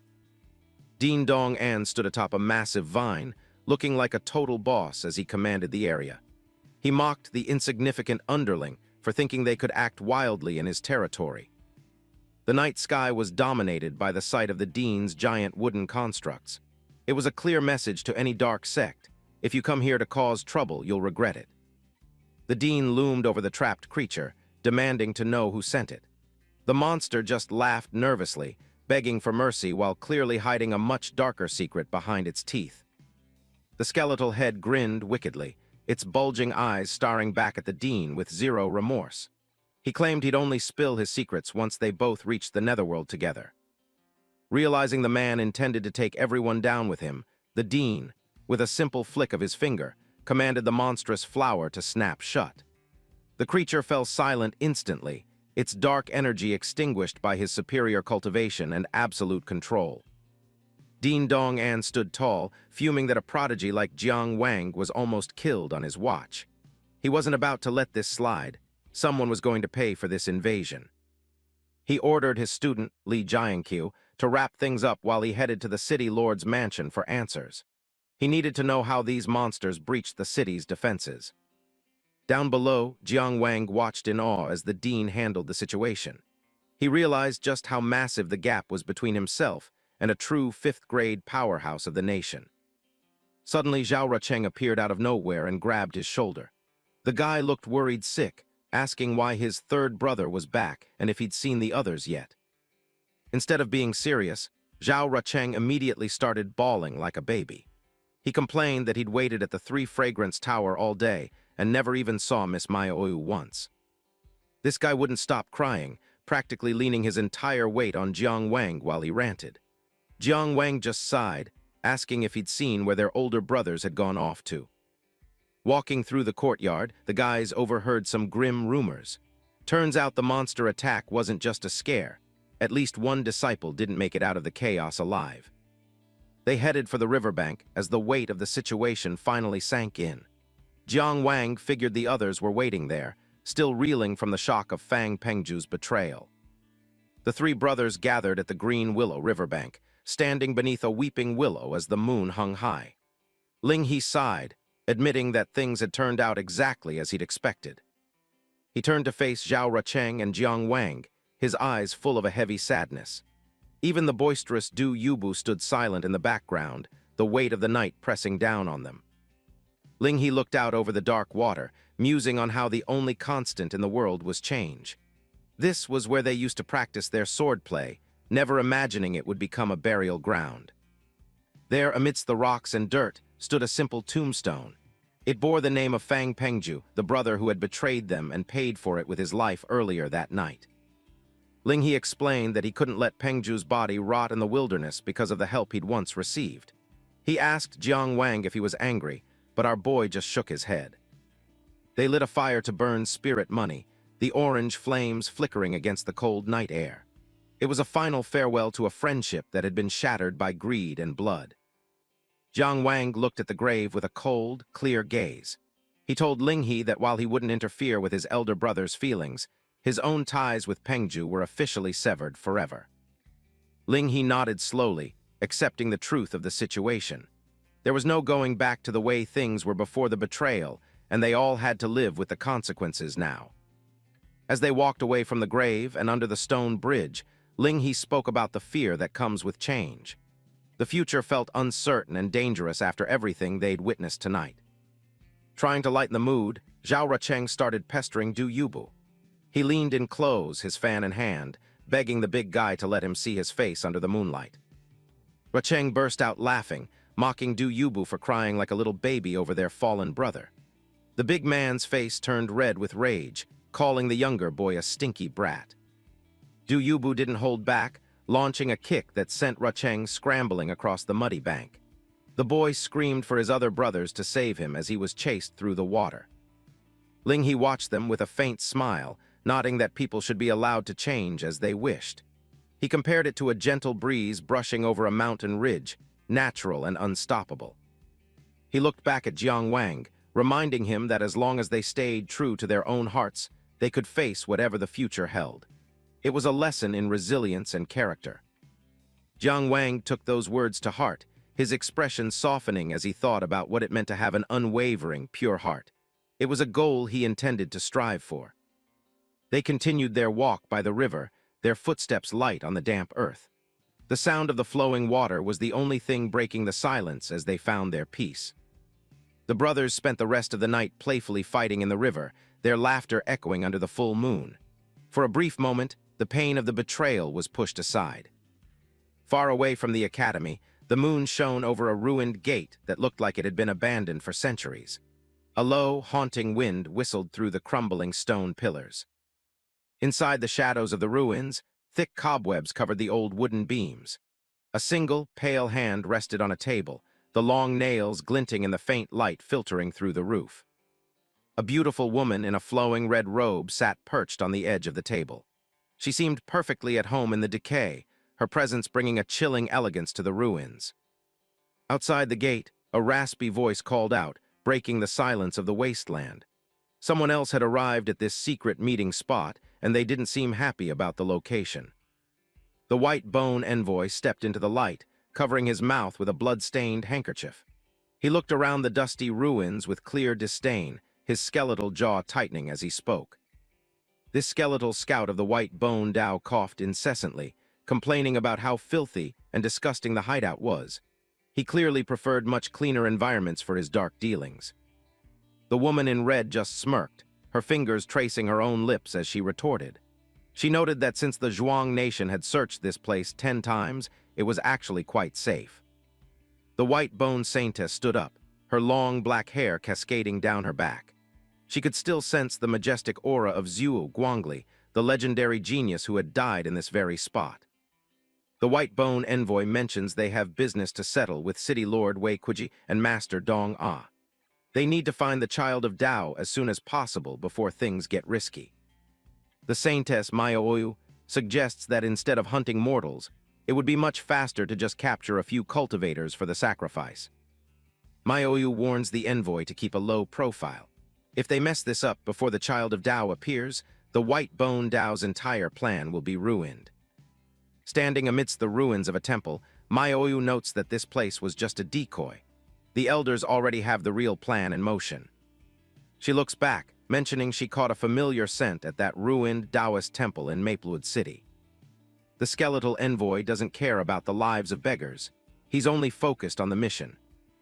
As he vanished into the ground, the envoy warned Maioyu not to be arrogant. He told her not to think that just because she was chosen as the woman of the child of Dao, she had the right to act recklessly. But she was fully aware of that fact. She wondered to herself whether the child of Dao would even recognize her after all these years of weary waiting. Meanwhile, at the academy, Master Song Kifeng is giving a lecture on the profound nature of the Dao. The students are listening intently as the master explains how the Dao precedes even the emperor. Of course, not everyone is focused. One student is busy pranking a classmate who fell asleep during the lecture. Master Song explains that true cultivation only begins when you can channel energy to create Dao essence. The spine, known as the Tangshan Palace, is the key to it all. A diagram of the spine glows, showing the path to the gate of heaven. Song asks if any disciple can name the 9 ranks of cultivation. Like a model student, Ling He raised his hand and confidently listed them all with perfect accuracy, from the 9th rank Wandering Veins to the 1st rank Yandao Realm. Song is impressed. He explains that reaching the 9th rank is the first step of transcendence, marked by establishing a Dao spiral. He brings out a scroll for the Giyuan array, the foundational diagram they all need to master. To make the spiral emerge, a cultivator has to arrange 81 formation points within their Tangshan Palace. Meanwhile, Jiang Wang's 2 sworn brothers continued to mess around with each other. Zhang Linchuan watches the scene unfold, but says nothing. Master Song explains that an average person can only channel energy twice a day, obtaining just 2 Dao essences. While still speaking, Master Song unleashed 2 powerful palm strikes directly at the mischievous pair, sending Jiang Wang's 2 brothers tumbling to the ground. As the 2 of them obediently returned to their seats, Master Song continued. If a person works diligently every day, it will still take at least 41 days just to lay the foundation for the array. Advancing to the 8th rank requires building 3 Dao spirals to complete a minor cycle. By rank 7, 9 Dao spirals are needed to see the gate of heaven. This is the Tangshan realm. A diagram shows the steep requirements for each rank. It's a massive amount of work just to reach the middle tiers. Jiang Wang listens in silence, clearly doing the math on how long his own journey will take. After doing the math, Jiang Wang felt a wave of dizziness wash over him. At a rate of only 2 Dao essences a day, the 7th rank felt like a distant dream, a lifetime away. Ling He explains to his friend that talent and fate can speed things up, so the math isn't always that simple. Thanks to Ling He's hint, the truth finally dawned on Jiang Wang. While Master Dong was hailed as a genius for hitting the 5th rank before 60, legends like Zhu Guangli were on a whole different, terrifying level. Jiang Wang looks at the images of those top-tier cultivators, wondering if he can ever hope to surpass them. Master Song concludes the lesson and assigns some homework, telling them to review the basics. Jiang Wang considers the tiers of Dao techniques, from the basic C rank up to the top. Immediately, he was mocked by his younger brother, Zhao Rucheng, who joked that beyond the A rank, there are other levels that are far more superior. Song mentions that anyone who masters a superior rank technique would have the power to destroy a small country alone. The mention of such overwhelming power has every student in the room listening with rapt attention. He tells them to encourage each other and bring glory to the nation before finally dismissing the class. As the students start to leave, the hall begins to empty out. Jiang Wang is walking out when someone calls his name, asking him to stay for a moment. It's Fang Helling. He introduces himself as the son of the Fang family patriarch and claims he's there to apologize for Fang Pengju's betrayal. He says their family has already removed the traitor from their tree, wanting to distance himself from the scandal.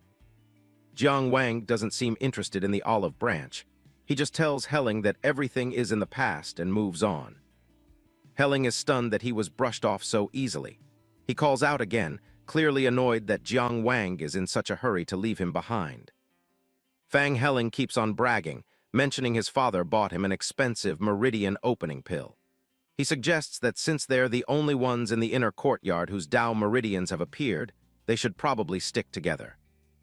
Jiang Wang doesn't even look at him. He just walks right past, bumping Helling's shoulder and telling him flat out that he's not interested.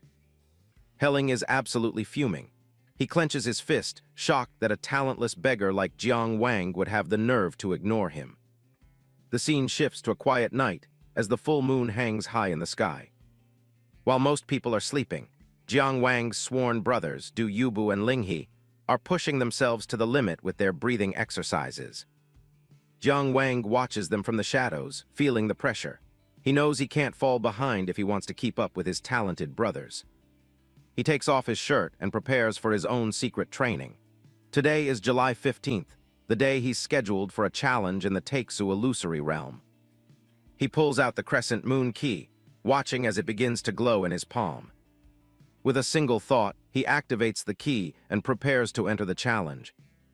He finds himself standing on a massive cosmic platform as the system welcomes the Lord of Dongjin Ruin's blessed land. A giant golden clock manifests in front of him, starting the countdown for his battle. Jiang Wang draws his sword, his eyes glowing red with focus. He has no idea what kind of opponent the realm is going to throw at him this time. Over the last month, he's completely absorbed the pill and started storing Dao essence in his meridians. He's ready to see how far he's come. The timer hits the final few seconds. Even if he doesn't win, he's determined to at least last a round or two against his challenger. Suddenly, a message pops up saying, "Fighter FORFEITS." Jiang Wang just stands there, completely caught off guard. He realizes that since his opponent gave up, he gets to keep the blessed land without even having to fight for it. He's awarded 1850 points for the month, bringing his total to 3,700. It's the perfect chance to finally use the Dao simulation platform. He follows the mental prompts and prepares to place his hands on the glowing golden table to start the simulation. He places his hands on the surface, ready to sacrifice his hard-earned points to upgrade his techniques. He closes his eyes and focuses, reciting the techniques in his head as the platform prepares to consume his points. He starts with the Gyuan array, which costs him 1850 points. The platform begins the process of disassembling and restructuring his foundation. The simulation runs through thousands of possibilities in an instant, rearranging the points of his array. The simulation finishes, leaving him with exactly 1850 points in his balance. He successfully upgraded his foundation to the Jiaoshan star array, which is far more complex and powerful than before. He wonders if he should save the rest of his points, but he knows that in the world of cultivation, any weakness can be an invitation to disaster. He needs more power now. He selects defensive swordsmanship for another 1850 points. Hopping the platform can turn it into something legendary. He's curious to see what the system can do with a basic manual he bought at a local street stall. The platform lights up once again. A silhouette of a swordsman practicing new forms appears in the light. The manual transforms into something absolutely incredible, using up the rest of his points. A majestic, spectral face appears within the golden energy. The results are beyond his wildest expectations. He reaches out as the essence of the new technique flows directly into his mind. Scene change. With a sharp clang, the weapon in a student's hand was sent flying into the air. Fast forward to the next morning, Zhao Rucheng is whining after a brutal 20-game losing streak. He's dying to know the name of the new sword style Jiang Wang has been using to kick his butt. Jiang Wang explains that he acquired the technique by pure luck. It has 9 training forms and 5 attack forms, and it's already completely changed his understanding of the sword. The problem is, the manual didn't have a name. He asks Rucheng to use his supposed literary skills to come up with one. Rucheng thinks it over for a second and suggests something grand, like the almighty divine sword. Jiang Wang isn't feeling it and gives him a quick smack, telling him to take this seriously. Rucheng gets back to thinking. He notes the 9 training methods and the 5 killing methods, and that 95 is a supreme number.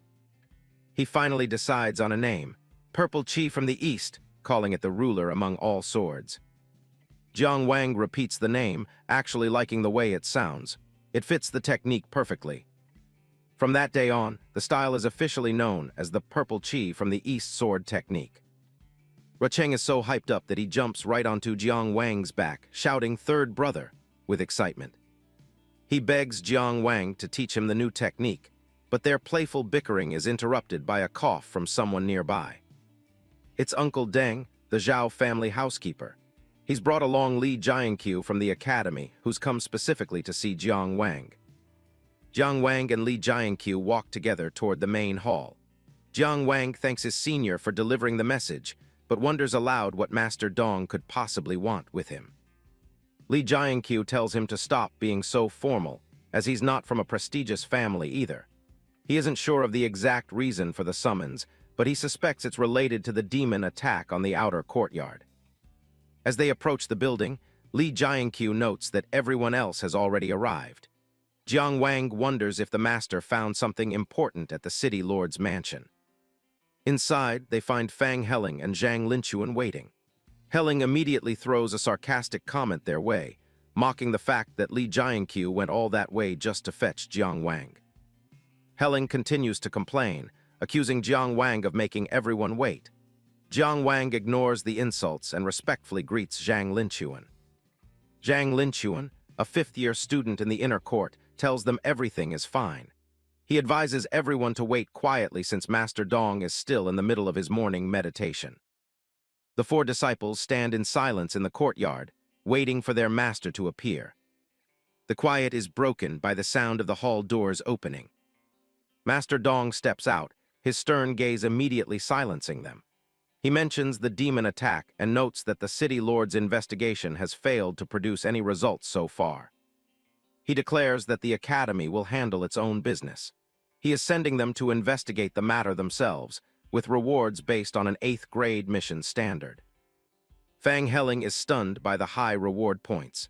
Master Dong explains that because Jiang Wang and Helling are the only ones whose meridians have awakened, they must be properly tempered through this mission.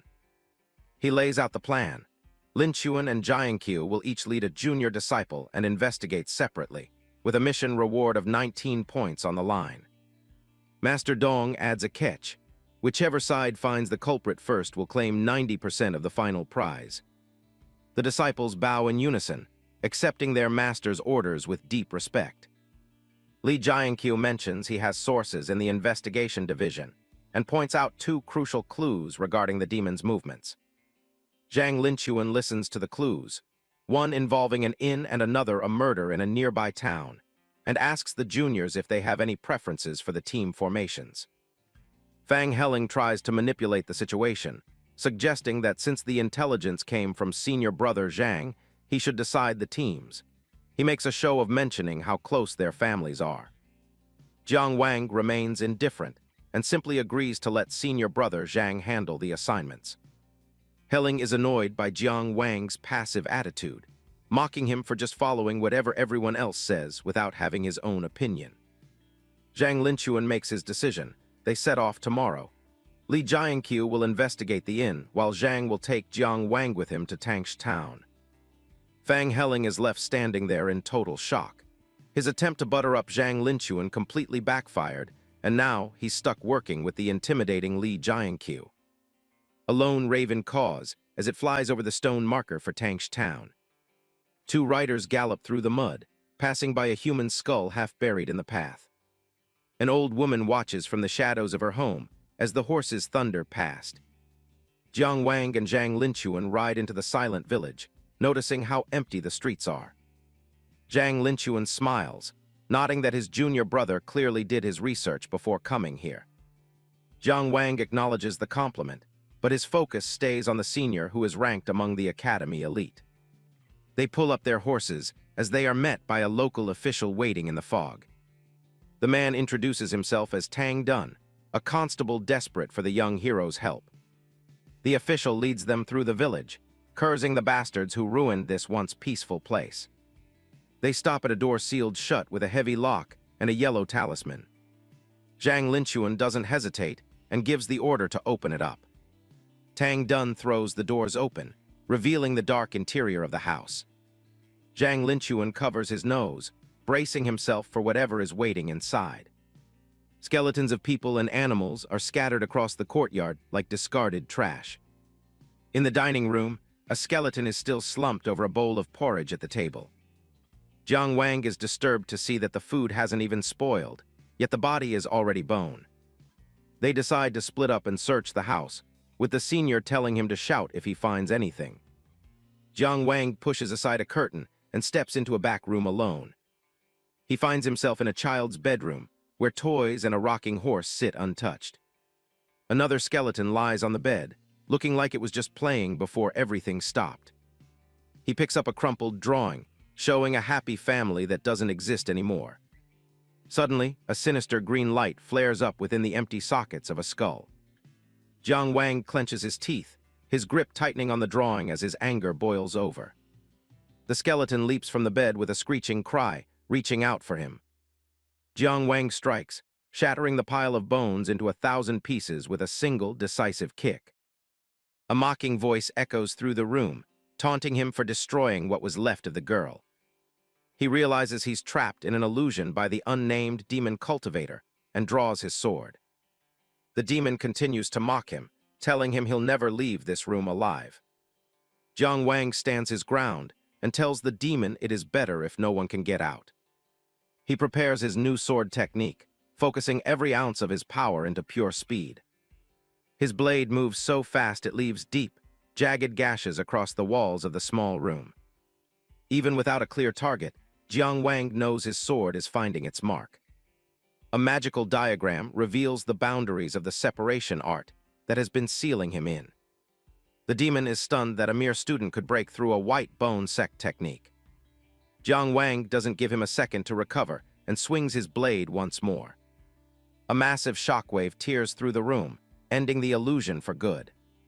Zhang Linchuan peers through a hole in the wall, asking if everything is okay.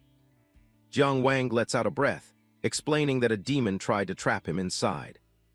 He looks around the wreckage, still feeling the adrenaline from the encounter. The table is completely smashed, and the bones lie still once more. The senior mentions he had to blast away a few zombies that tried to ambush them outside. Jiang Wang sheathes his sword, frustrated that the demon managed to escape his blade. Zhang Linchuan catches the final, solitary drop of blood remaining on Jiang Wang's blade. He explains that with this sample, the Academy's vice dean will be able to track down the demon cultivator easily. Satisfied with what they found, the senior leads the way out, figuring they have enough of an explanation for Master Dong. Once they are outside, Zhang Linchuan asks why Jiang Wang seemed so unusually angry during the fight. Jiang Wang admits that seeing the girl reminded him of his own sister, and the thought of her being hurt made him lose control. With the job finished, they headed outside and received a small pouch of payment from the constable just as they were preparing to head back to the academy. Before riding off, Jiang Wang asks Constable Tang to give the family a proper burial so they can finally rest. They arrive at the stone marker for Tang's town. Jiang Wang and his senior ride down a path lined with protective yellow talismans. Zhang Linchuan explains that maintaining these official roads takes a massive amount of investment from the court. He breaks down the difference between wild beasts and the much more dangerous ferocious beasts. While wild beasts can be used for medicine, these corrupted creatures are just mindless, worthless threats. Jiang Wang nods, taking the lesson to heart as they continue their journey. Then Zhang turns the conversation around, asking why monsters seem to be personally targeting Jiang Wang. Jiang Wang looks back, caught off guard by the sudden suspicion. Zhang points a finger crackling with blue lightning, demanding to know what secret he's hiding. Jiang Wang panics internally, wondering if he's talking about the void key. Before he can answer, a bolt of lightning intercepts an arrow flying straight for them. Jiang Wang stares at the smoking arrow tip on the ground. Before they could even process the sudden ambush, a chilling voice rang out from behind the trees, sentencing them to death. In a flash, Zhang Linchuan leaped from his horse, streaking through the air like a bolt of lightning toward the source of the voice. Zhang tells Jiang Wang to split up and retreat while he handles the situation. But Jiang Wang draws his sword, looking ready for a fight. He recognizes that voice as the demon from the town earlier. He leaps through the trees, unleashing the first form of his sword art. The demon cultivator laughs, claiming Zhang is the only one he needs to worry about. Jiang Wang ignores the taunts and swings again with the second form, accuracy. The demon dodges easily, mocking him for not knowing any actual Dao techniques. He decides to show Jiang Wang a real technique, his arm beginning to glow with a sickly green light. The limb swells into a massive, bloated fist. Jiang Wang blocks the strike, but the demon's skin has become as hard as stone. The impact sends him skidding backward through the air. Jiang Wang counts his remaining options, realizing he's running low on essence. The demon leaps toward him, telling him it's too late for regrets. The massive green fist crashes down. Jiang Wang activates his stored Dao essence orbs all at once. He decides to gamble everything on a surprise counterattack. He uses the third form, Pierce, driving a column of purple energy straight through the demon's arm. The demon is shocked that his opponent had another trick hidden away. The residual force of the attack sent the demon cultivator crashing into the ground, kicking up a massive cloud of dust and smoke. Gasping for air and reeling from the blast, the cultist struggled to stay on his feet. He took a long, deep breath, preparing to unleash a brand new technique. Realizing he can't win a direct fight, the demon tries to escape. He exhales a cloud of rotting corpse poison mist. The forest is quickly covered in thick green fog. Mushrooms and plants wither instantly as the mist spreads. The demon hides in the fog, waiting for a chance to kill Jiang Wang. Suddenly, a purple light pierces right through the poison. Jiang Wang stands with his sword raised for the fourth form, concentration. His face is set in a mask of pure focus. Jiang Wang unleashed a rapid-fire succession of Dao essence from within his body, putting everything he had into this final, all-out strike. Jiang Wang unleashes the final form of his sword art, focusing all his intent into one strike. The demon cultivator is frozen in shock, unable to believe a low-rank student has this much power. A massive purple energy blade slices through the air, tearing apart everything in its path. The demon is cut down instantly, his body splitting under the force of the blow. He falls to the ground, dead before he even hits the dirt. Jiang Wang stood tall and majestic, even as the sword in his hand shattered into pieces. But the effort takes its toll, and he drops to his knees, gasping for air. He realizes his current cultivation level is barely enough to handle the strain of using all 5 killing forms. He looks up as something moves in the darkness behind a tree. 2 severed heads are tossed onto the ground in front of him. Zhang Linchuan steps out, surprised that his junior was able to take down an 8th-rank demon single-handedly. Zhang checks on the area, noting that there's nothing left of the enemy. Zhang wipes the blood from his hands, still marveling at Jiang Wang's swordsmanship. Jiang Wang asks if they can get any information from the corpses left behind. Zhang shakes his head, explaining that he already tried to search the souls of the ones he killed. He says these cultists have soul-shattering curses engraved in their minds to prevent interrogation. Zhang wants to get him to a clinic, but Jiang Wang insists on reporting to the academy first. Zhang agrees, adding that the damage to the official road formations needs to be reported to the authorities. That night, the lights of the city glow under a crescent moon. In a high-end district, a man is busy entertaining a beautiful guest. This is Su Dong, a high-ranking official who is clearly infatuated with Maya Oyu. He promises her anything she wants, completely oblivious to her true nature. A masked subordinate interrupts to report on the failure at Tangsh Town. Maya Oyu looks out from the balcony, seemingly unbothered by the loss. She told her subordinates that there was no need to send any more secret reinforcements.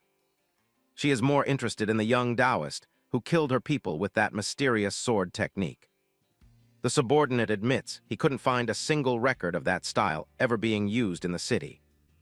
Maya Oyu dismisses the man, her mind already elsewhere. The masked man performs a deep bow before vanishing into the night.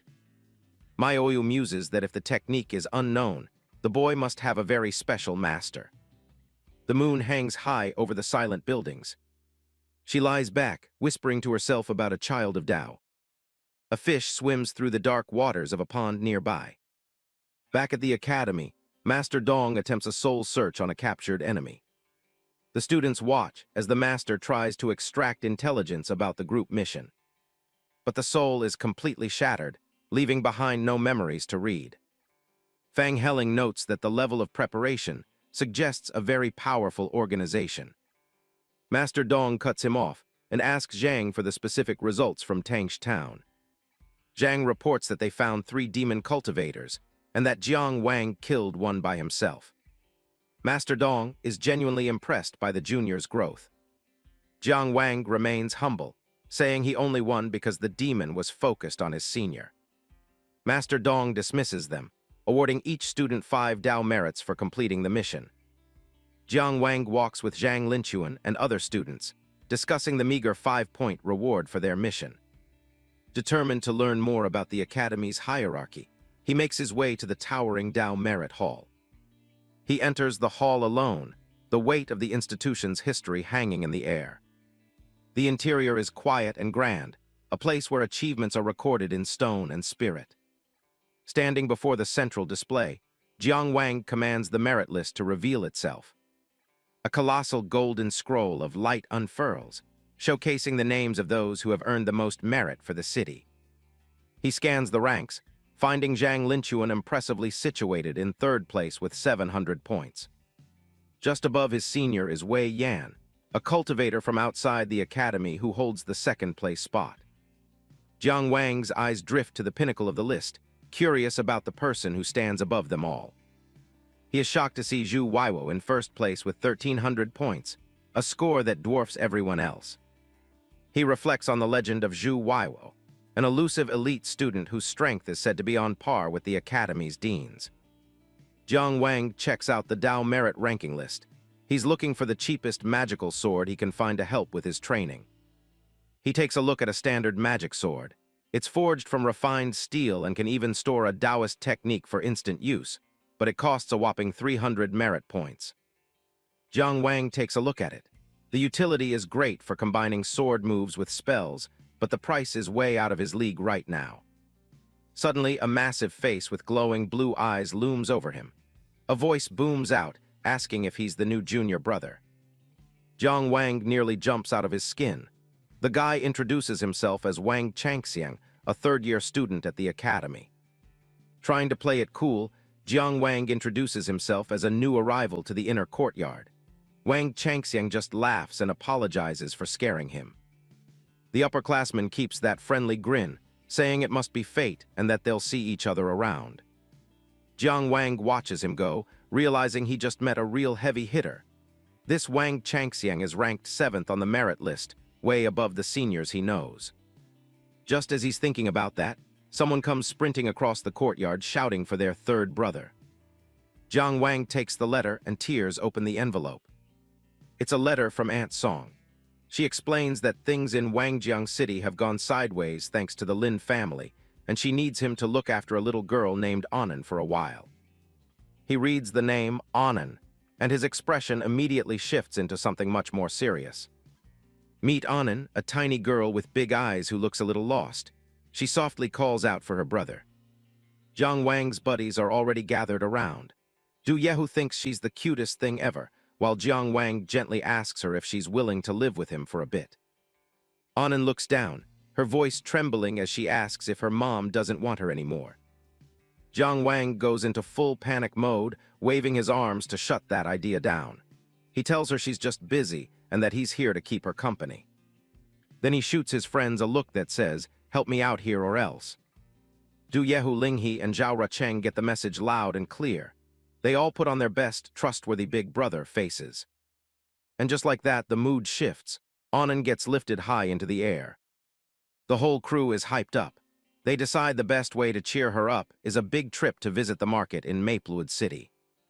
Du Yehu acts as a human sedan chair, letting Anan ride on his shoulders as they all charge out for some fun. It's a full-on shopping spree. Anan's got snacks in both hands while the guys follow her around, carrying everything else. She even gets brave enough to poke a grumpy dog with her candy stick, while Du Yehu and the others hover behind her, ready to jump in if things get hairy. They spend the rest of the afternoon playing in the fields, trying to get a kite to catch the wind. The kite flies high against the setting sun, a small moment of peace after everything that's happened. But then the string snaps and the kite takes a nosedive, crashing right into the dirt. Jiang Wang tries to comfort her, saying they can just fly it again, but Anan has had enough. She quietly says she just wants to go home. Jiang Wang kneels down, looking her in the eyes and asking if she'd like to stay and live with him from now on. For a second, she looks like she might say yes, telling him she's happy. But then the facade breaks, and the tears start pouring down her face. Linghe and Zhao Rucheng watch from a distance, the fun of the day completely drained away.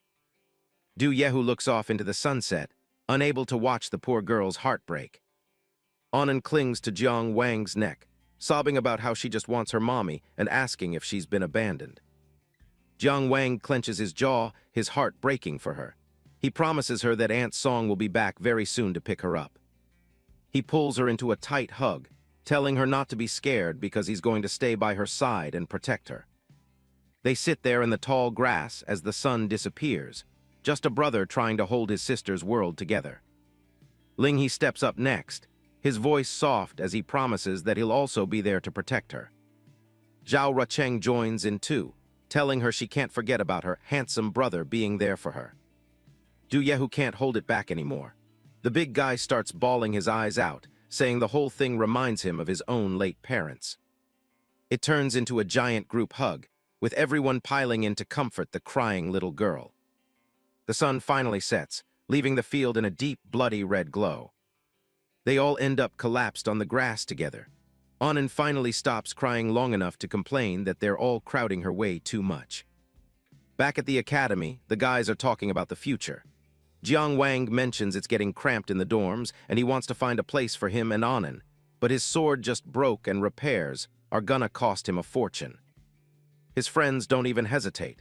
Linghe, the eldest brother, says he's got some savings Jiang Wang can take, and even Du Yehu offers up his drinking money.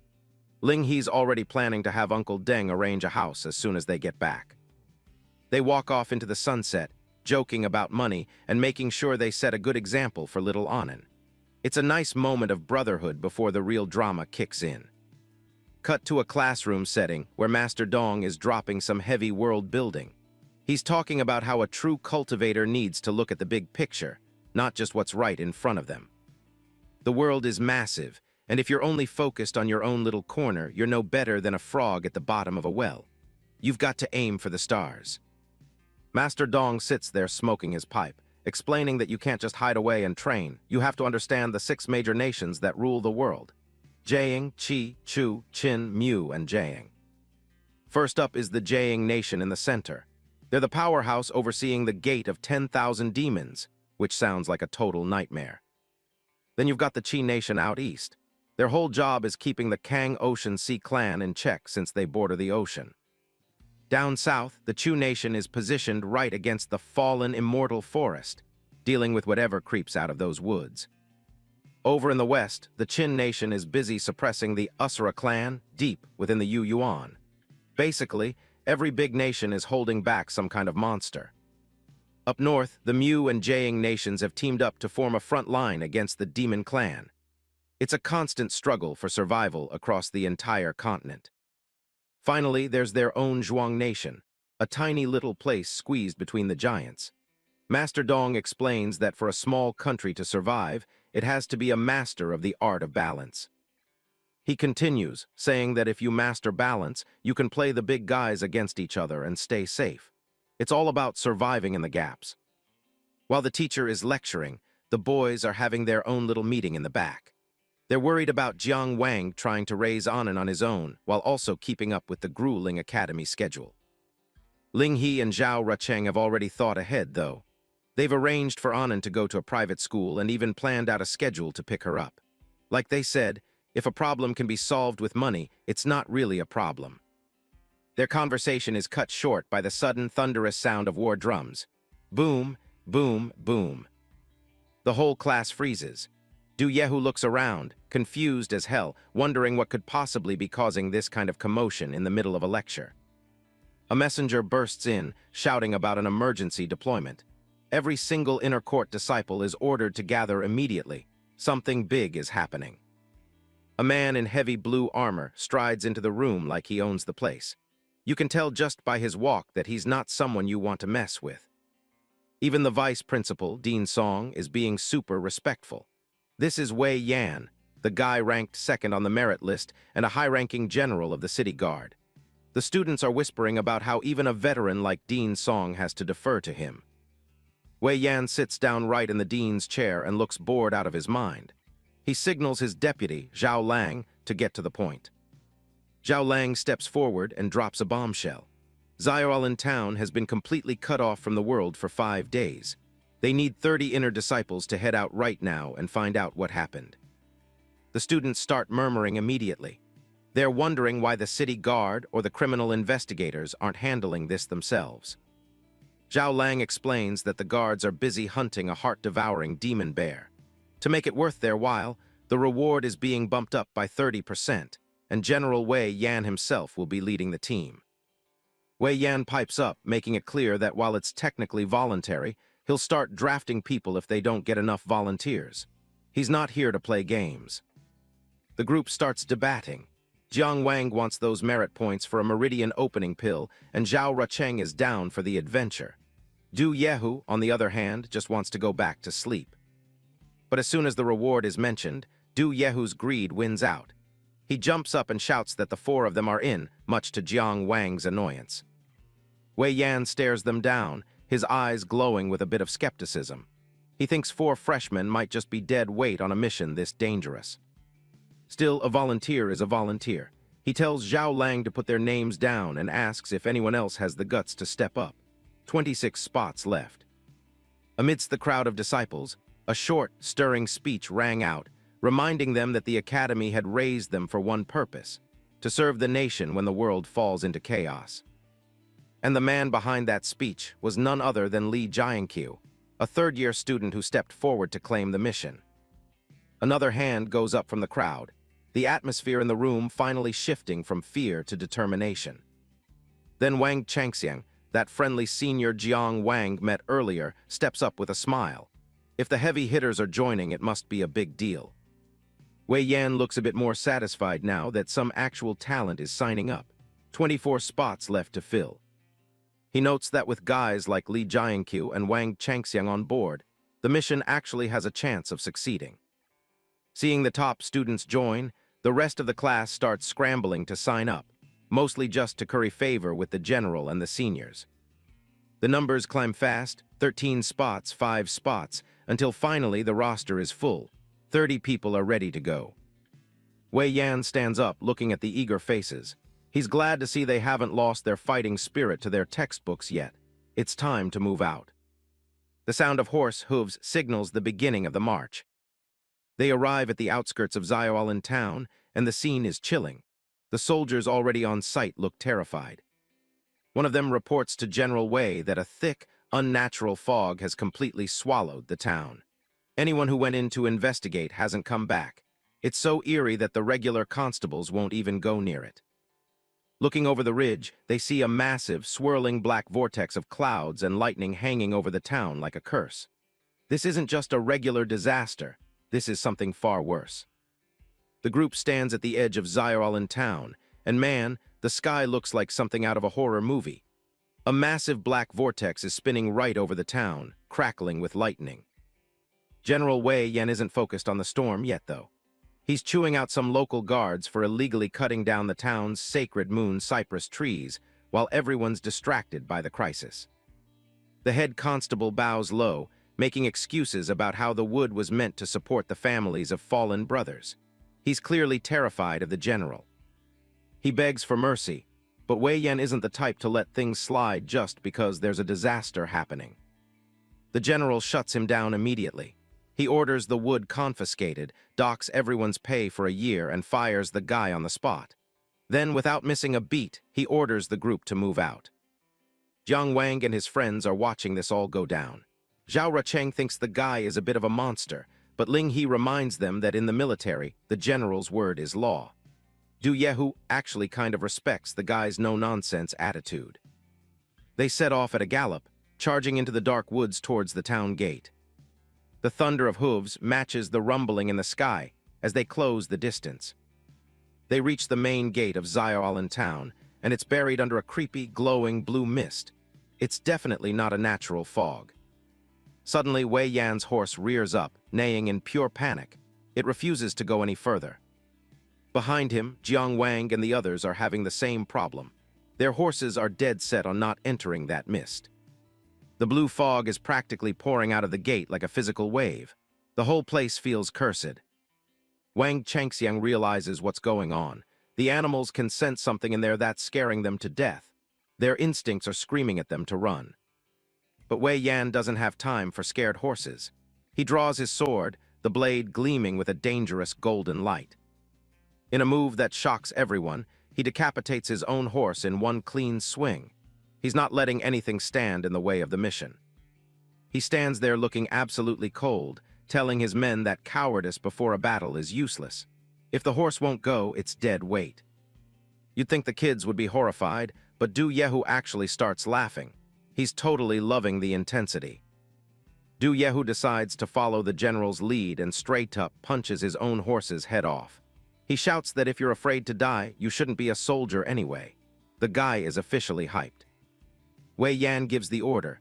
Everyone dismount and form a sharp arrow formation. They're going in on foot. He steps forward to the very front of the formation. He's going to be the arrowhead leading them straight through whatever is waiting in Xiaolan town. The team follows him into the thick blue haze, leaving the world they know behind. Troops dispatch. Wei Yan's voice cuts through the silence as they step into the danger zone. Swords are drawn all around, the sound of steel ringing out in the quiet fog. Zhao Lang stepped forward and unleashed a third-rank Dao art called Sharpen, casting a blue glow over everyone's blades. Jiang Wang and Zhao Rucheng are impressed. Their weapons are glowing with power now, ready to cut through more than just flesh and bone. Zhao Lang doesn't stop there. He casts another spell, third-rank Dao art, Attached Flame. Suddenly, everyone's sword is wreathed in bright orange fire. It's not just for damage. They need the light to see more than 3 feet in front of them. Not wanting to be left out, Du Yehu activates his own technique, third-rank Dao art Harden.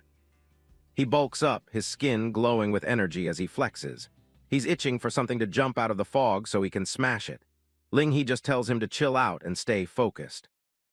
They press deeper into the town, moving in a tight formation. Wei Yan warns them to keep their eyes peeled and report anything immediately. The fog is so thick it's like walking through wet cotton. You can barely see the person right in front of you. Then they start seeing shapes. Dozens of dark silhouettes are standing perfectly still in the mist. At first, they think maybe they found survivors. Du Yehu mumbles that this is all going a little too smoothly for his liking. Wei Yan's eyes narrow. He knows better. He tells everyone to hold their positions and wait for his signal. He unleashes a massive horizontal slash, a wave of energy tearing through the fog like a hot knife through butter. The energy wave sweeps the mist away, and the sight underneath is enough to make anyone's stomach turn. It's a literal army of ghosts, hundreds of them, all glowing with that same eerie blue light, standing shoulder to shoulder. Zhao Lang gasps in horror. Every single person who lived in this town, they're all like this now. Wang Changxiang and the others can only stare. This mission just went from a rescue op to a nightmare scenario. Zhao Rucheng's voice shakes as he realizes the scale of the disaster. No way. Jiang Wang and Du Yehu are at a total loss for words. They're surrounded by ghosts. Looking closer at the figures, you can see their black, empty eye sockets and decaying skin. The truth is unavoidable. Xiaolan town is dead. There isn't a single living soul left. Wei Yan shouts for Zhao Lang to get ready. Rucheng responds, yes, immediately, falling into a casting pose. A massive ring of fire, the fire wall, ignites around the group, creating a temporary safe zone in the middle of the ghostly town. Zhao Lang explains the catch. The ghosts outside the fire circle will keep their distance for now, but any ghosts trapped inside are going to get super aggressive because they have nowhere to run. Watch yourselves, he warns. And he's right. The ghosts inside the circle go into a frenzy, but Jiang Wang and the rest of the gang are ready, their flaming swords slicing through the blue phantoms like butter. Wei Yan shouts over the chaos, telling Zhao Lang to stop worrying about them and just focus on his job. They've already come this far and they can handle their own. Wei Yan adds his 2 cents, telling Zhao Lang that babying his comrades is practically an insult to them. The general expects nothing but pure confidence. Du Yehu is in his element, throwing a massive punch that shatters a ghost's spectral body. That's what I'm talking about, he roars, clearly having the time of his life.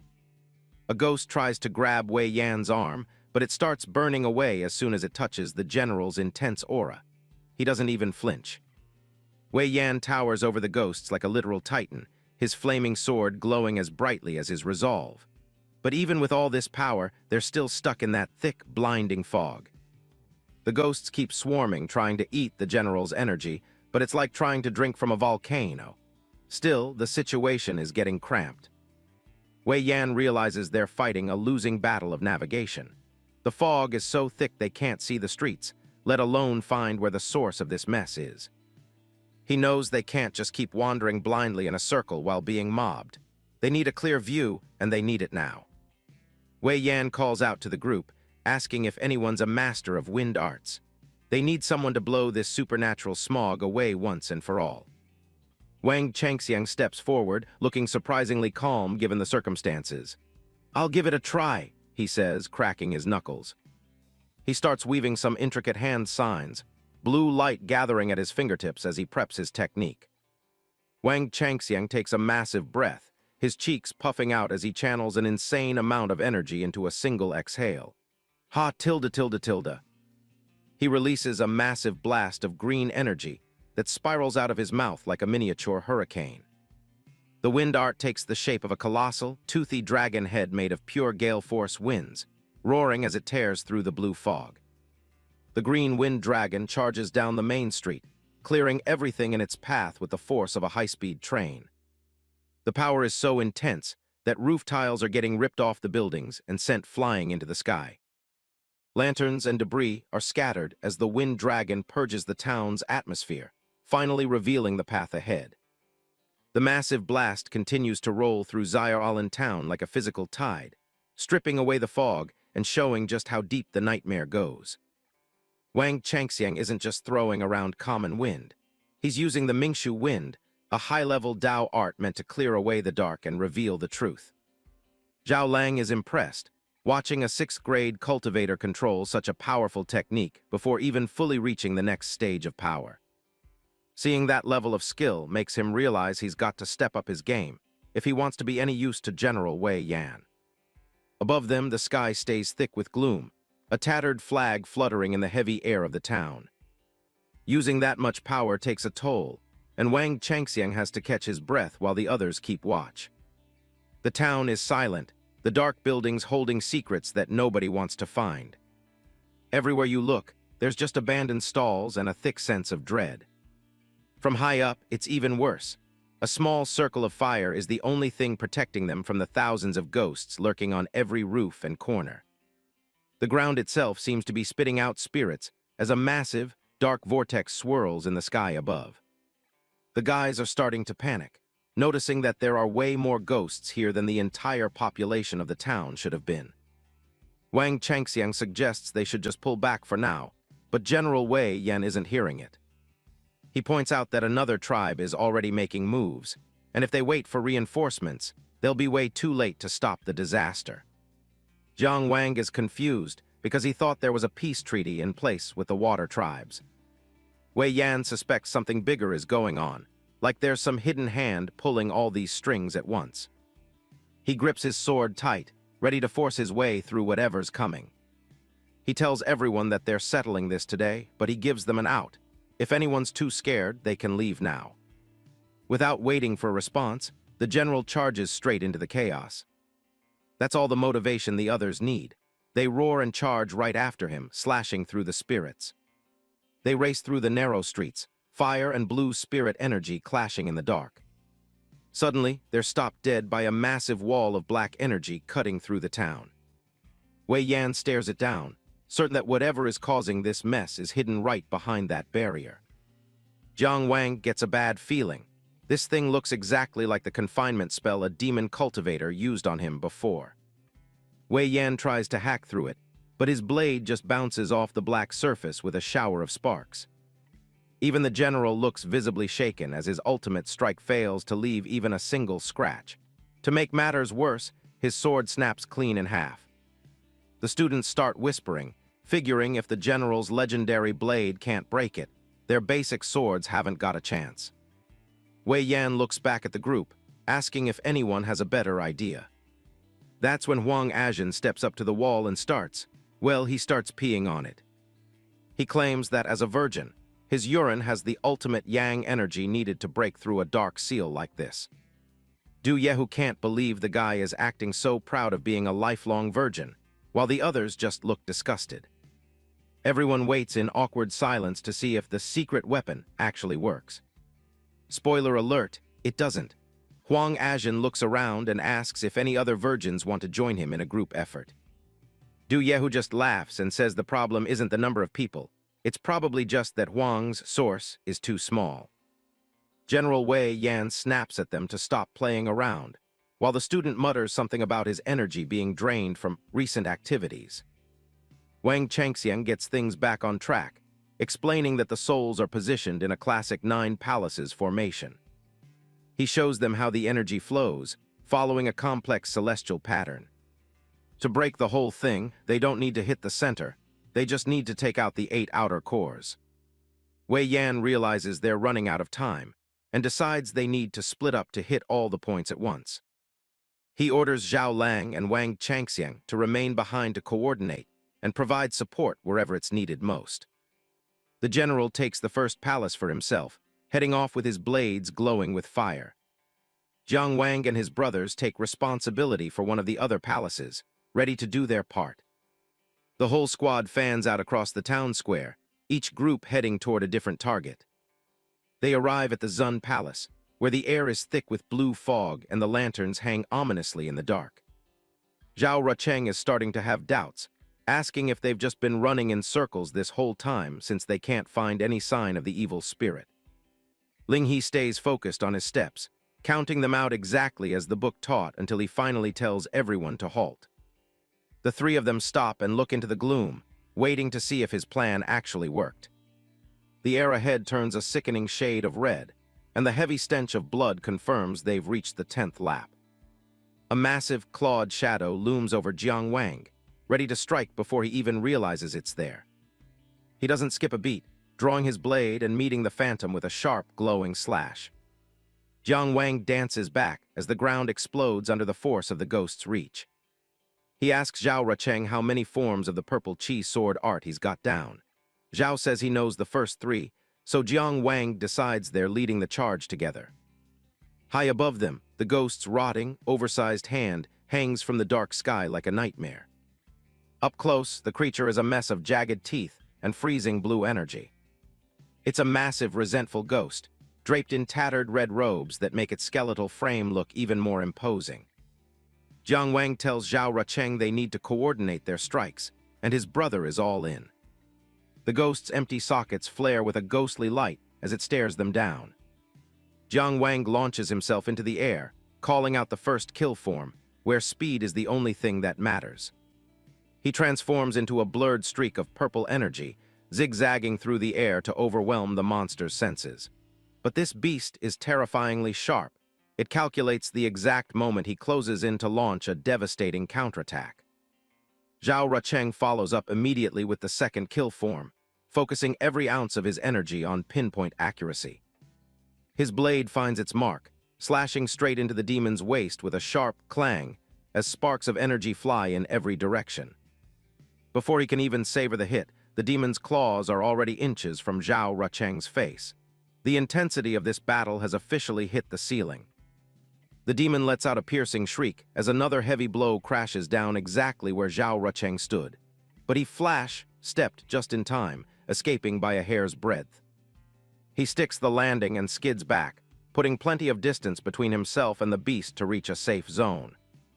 But the moment Zhao Rucheng regains his balance and looks up, he realizes he's being hunted by a predator who truly knows how to fight. The demon is already soaring right above his head, ready to pounce. In a surge of panic, he discovers something even worse. His sword is gone, lost at some point during the chaos. Fortunately for Zhao Rucheng, Jiang Wang arrives just in time to save him. He's already prepared, channeling the purple chi sword technique to its absolute limit. Now it's time for the third kill form, a technique designed for one purpose: to pierce through anything in its way. Jiang Wang charges head-on, his sword transforming into a streak of violet light aimed directly at the demon's skull. The creature lets out a horrific roar, its long tongue lashing out as it tries to swallow the attacker whole. The impact is jarring. Jiang Wang's blade hits home, but the ghost's body is way tougher than he expected. The monster retaliates with a massive, sweeping claw strike that tears up the stone floor. Du Yehu and the others watch from the sidelines, shouting out as the fight gets increasingly dangerous. Ling He hurls a sword to his fifth brother, ensuring his offensive momentum remains unbroken. He dives back into the fray, his eyes locked on the target. He goes for the accuracy form again, knowing he can't afford to miss a single hit. His sword sinks deep into the ghost's back, but the creature barely seems to notice the pain. The blade gets wedged tight between the monster's skeletal ribs. Zhao Rucheng plants a foot on the ghost's shoulder, pulling with everything he's got to get his sword back. Zhao Rucheng watches in horror as the ghost's flesh literally clamps down on the metal, showing off its terrifying power. In the middle of carving through the demon's flesh, Jiang Wang screams a desperate warning to Zhao Rucheng. Zhao is stuck, desperately trying to yank his weapon free before the next hit lands. The demon swings its massive arms in a total frenzy, sent the two brothers flying across the courtyard. It's a complete wipeout. The impact of its counterattack is massive, cratering the ground and sending debris everywhere.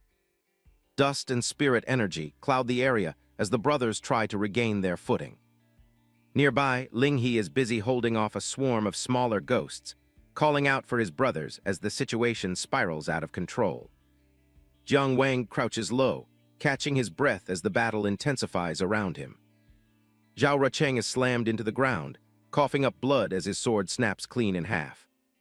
The massive, resentful ghost looms over the fallen Zhao Rucheng, its giant clawed hand reaching down like a predator about to claim its prize. A sudden, powerful shockwave rips through the air, momentarily halting the ghost's advance. Zhao Rucheng grits his teeth, his eyes squeezed shut as he waits for the killing blow. But nothing happens. He slowly opens his eyes to find himself completely unscathed. Du Yehu, known to his brothers as Old Hu, suddenly steps into the fray, his massive frame glowing with a fierce, red-hot energy. Jiang Wang looks back in shock, calling out for his second brother as he sees the sudden transformation. Zhao Rucheng manages a weak cry for Old Hu, watching as the muscular man prepares to face the beast.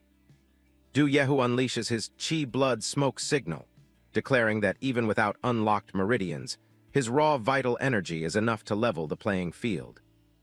A spectral tiger aura roars around him as he gathers every ounce of his strength into his fists. With a thunderous roar, Du Yehu punches the ghost, the force of the blow sending ripples through the creature's spectral form. Jiang Wang encourages him, knowing this blinding display of power is their best chance to disrupt the monster's vision. Du Yehu's skin turns a deep, burning crimson, and steam begins to rise from his overheating body. His muscles bulge and hiss with extreme heat as he pushes his physical limits beyond what any normal human should endure.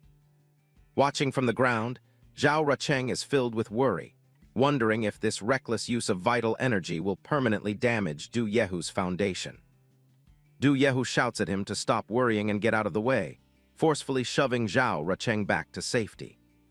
The ghost is momentarily lost within the thick clouds of steam and blood-red smoke. However, the monster is far from defeated, as the many eyes hidden on its head begin to glow with a malevolent light. The ghost lashes out with its oversized arm, the ground shattering beneath its heavy strike. It reaches into the illusory mist, snatching a dozen resentful spirits in one fell swoop.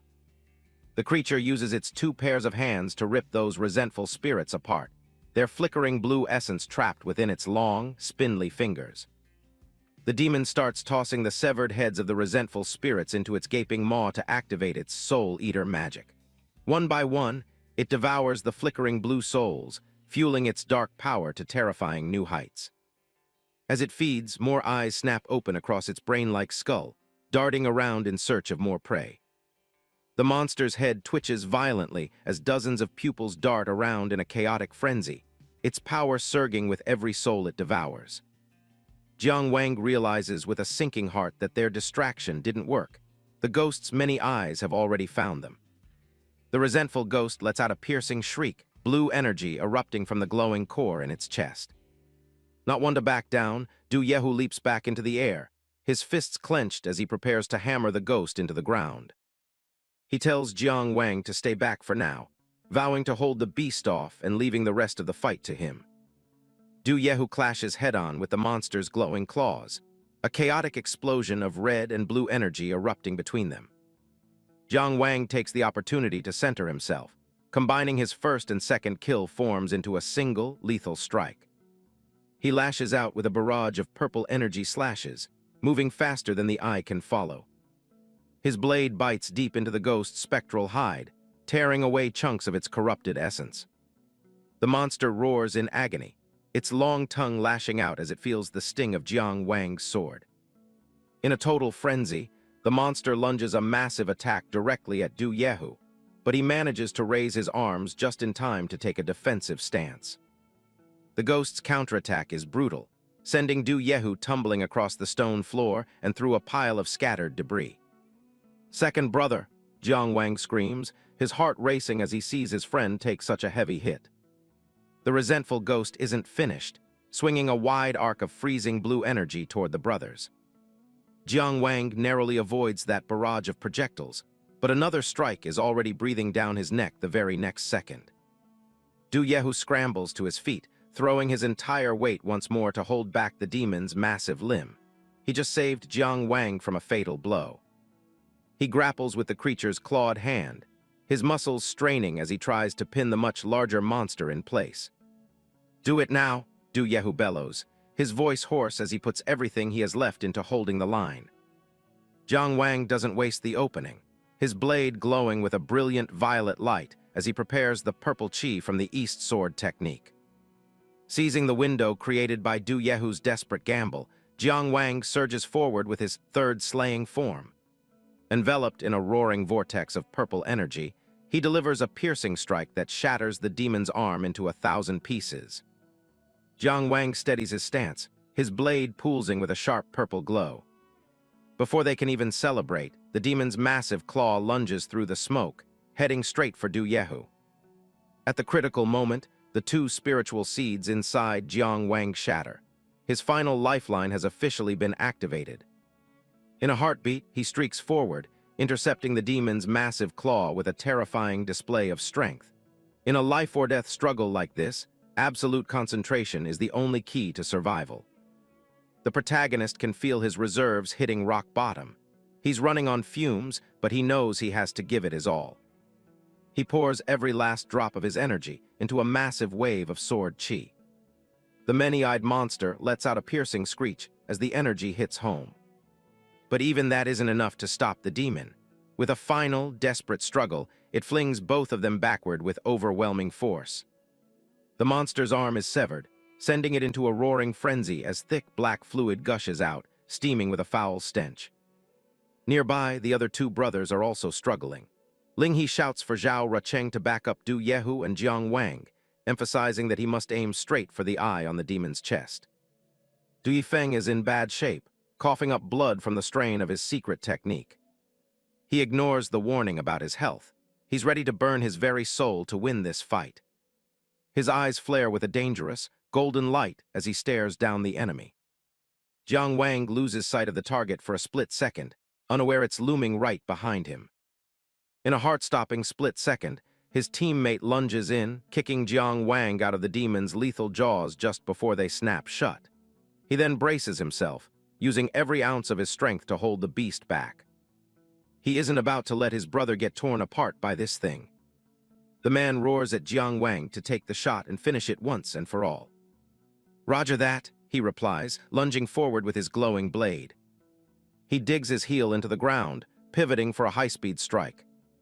He becomes a blur of purple circles, striking from multiple angles at once. A heavy blow connects with the monster's trunk, shaking it to the core. But just as he's about to land the final blow of his combo, Jiang Wang's sword lets out a sharp crack and snaps clean in half. The demon's body is simply too ironclad. A single missed beat in his rhythm, and he pays the price instantly. The demon seizes that split-second opening, delivering a bone-shattering blow that sends Jiang Wang flying. On the other side, Du Yehu has also lost his footing, sent reeling backward by the demon's overwhelming strike. Despite its overwhelming power, the resentful demon is now down to its last good leg, struggling to maintain its balance as it staggers forward. Seizing the moment, Zhao Rucheng activates his first kill style and lunges forward like a bolt of lightning. A precise thrust skewers the creature's foot, pinning it to the floor. The resentful demon screeches in agony, all its eyes swirling down to lock onto Zhao Rucheng. But just as it prepares to strike, a small stone flies out of nowhere and hits it square in the forehead with a sharp pop. With just that single hit, the resentful demon collapses backward with a heavy thud. Thinking he could finish it alone, Zhao Rucheng screams for the others to stay back. He's completely oblivious to the monster's jagged, bone-exposed limb, shards of fractured bone thrusting toward him in that fatal missed beat. And once again, it's the second brother, Du Yehu. In the nick of time, he leaps in to save Zhao Rucheng's life yet again. As he holds back the assault, he barks at Rucheng. "What's with that look? I'm your second brother, for God's sake. I'll protect you guys to the bitter end. Did you really think I'd just stand by and watch?" Combining his absolute mortal strength with a forbidden secret technique, Du Yehu twists his body and violently wrenches the demon's arm backward. His other hand slams down, locking the monster's neck in a vice-like grip. A double lock has been executed by Du Yehu, complete and absolute. He screams for his friend, holding the beast's head in place for a final strike. In response, Jiang Wang leaps into the air, his blade poised and ready as a streak of purple lightning flashes across the steel. The tip of his blade finds the monster's central eye and pierces straight through. He follows through, burying the entire sword in the beast's chest core. It lets out a terrifying howl as its body continues to thrash around in a mad frenzy. Jiang Wang is stunned to see the creature thrashing even more violently than before. Down below, Rucheng desperately pins the demon's leg down, screaming for Ling He's help. He's at his absolute limit. He begs him to find a way, and fast. The situation is spiraling out of control. The demon's skull is swelling up as if it's undergoing a gruesome mutation, while its many eyes begin to erupt with beams of blinding white light. Ling He starts piecing together the clues, realizing there's more to this than just a random monster. He calls out to the group, pointing out that the obvious weak spot on its chest is just a decoy. Ling He reaches up and draws his hairpin, gripping it tight as he braces for his next move. The eldest brother builds his momentum, locking onto the true target with chilling precision. He shouts it out for everyone to hear. The real vulnerability is the square hole in the coin on its forehead. He slams his foot down, bracing himself for the impact of the final strike. He launches into the air, a golden aura surrounding him as he moves in for the kill. The whole team is on high alert, screaming their hearts out as the battle reaches its climax. The beast thrashes, its many eyes frantic as it realizes its secret is out. A massive spike of energy drives right through the coin, triggering a blinding explosion of light. Gold coins shatter and fly everywhere, the monster's defensive formation finally breaking apart. Du Yifeng grabs the beast by the head, grinning through the chaos because they actually pulled it off. The dust starts to settle, revealing an old man watching the whole thing from a rooftop nearby. The man just nods, looking completely unfazed by the carnage he just witnessed. This mysterious man is Uncle Deng, who's just standing there enjoying the show instead of lending a hand. Back with our protagonists, the demon's body begins to erupt in a series of grotesque bubbles. The group stares at the sight, sensing that something is still very, very wrong. The demon's corpse begins to bloat and expand at a terrifying speed. Ling He urgently shouts for his brothers to scatter. Lin He realizes the energy inside is surging out of control now that the core is gone. The demon's corpse suddenly detonates in a massive explosion, the blast wave hurling everyone off their feet. Everything goes white for a second as the spiritual pressure peaks. As the smoke clears, Ling He checks on the group. Du Yehu grumbles that they're all still in one piece. Zhao Rucheng confirms he's all right, while the main protagonist groans that his entire body is aching in pain. They all turn their attention to a crater in the center of the square, where something is glowing. It's the formation core, a green orb vibrating with leftover power. Miles away, someone is watching the entire scene through a magical mirror. A woman with long red nails holds the device, a cold smile on her lips. She snaps the mirror shut, clearly unimpressed with the display of heroism she just saw. This mysterious woman in red brushes off Jiang Wang's skills, calling them all right but nothing special. She stretches, a dark glint in her eyes. It's time for the real show to begin. She activates a high-level technique, one that promises to tear the world of the living and dead apart. Her gaze shifts toward a colossal wooden coffin standing right in the heart of the graveyard. She respectfully invites someone called the Third Elder to join the fray. The massive wooden lid slowly creaks open, and a wave of eerie green mist comes rushing out from within. A pair of pale, skeletal feet step onto the cracked earth, moving with a creepy steadiness. The newcomer is a living nightmare, nothing but bone wrapped in a thin layer of skin. This skeletal monstrosity looms ominously over the sacrificial altar. Chants echo through the air, speaking of gods returning from the abyss to cast light on the world. Meet the Third Elder of the Tao, a skeletal freak with iron spikes driven through his own flesh.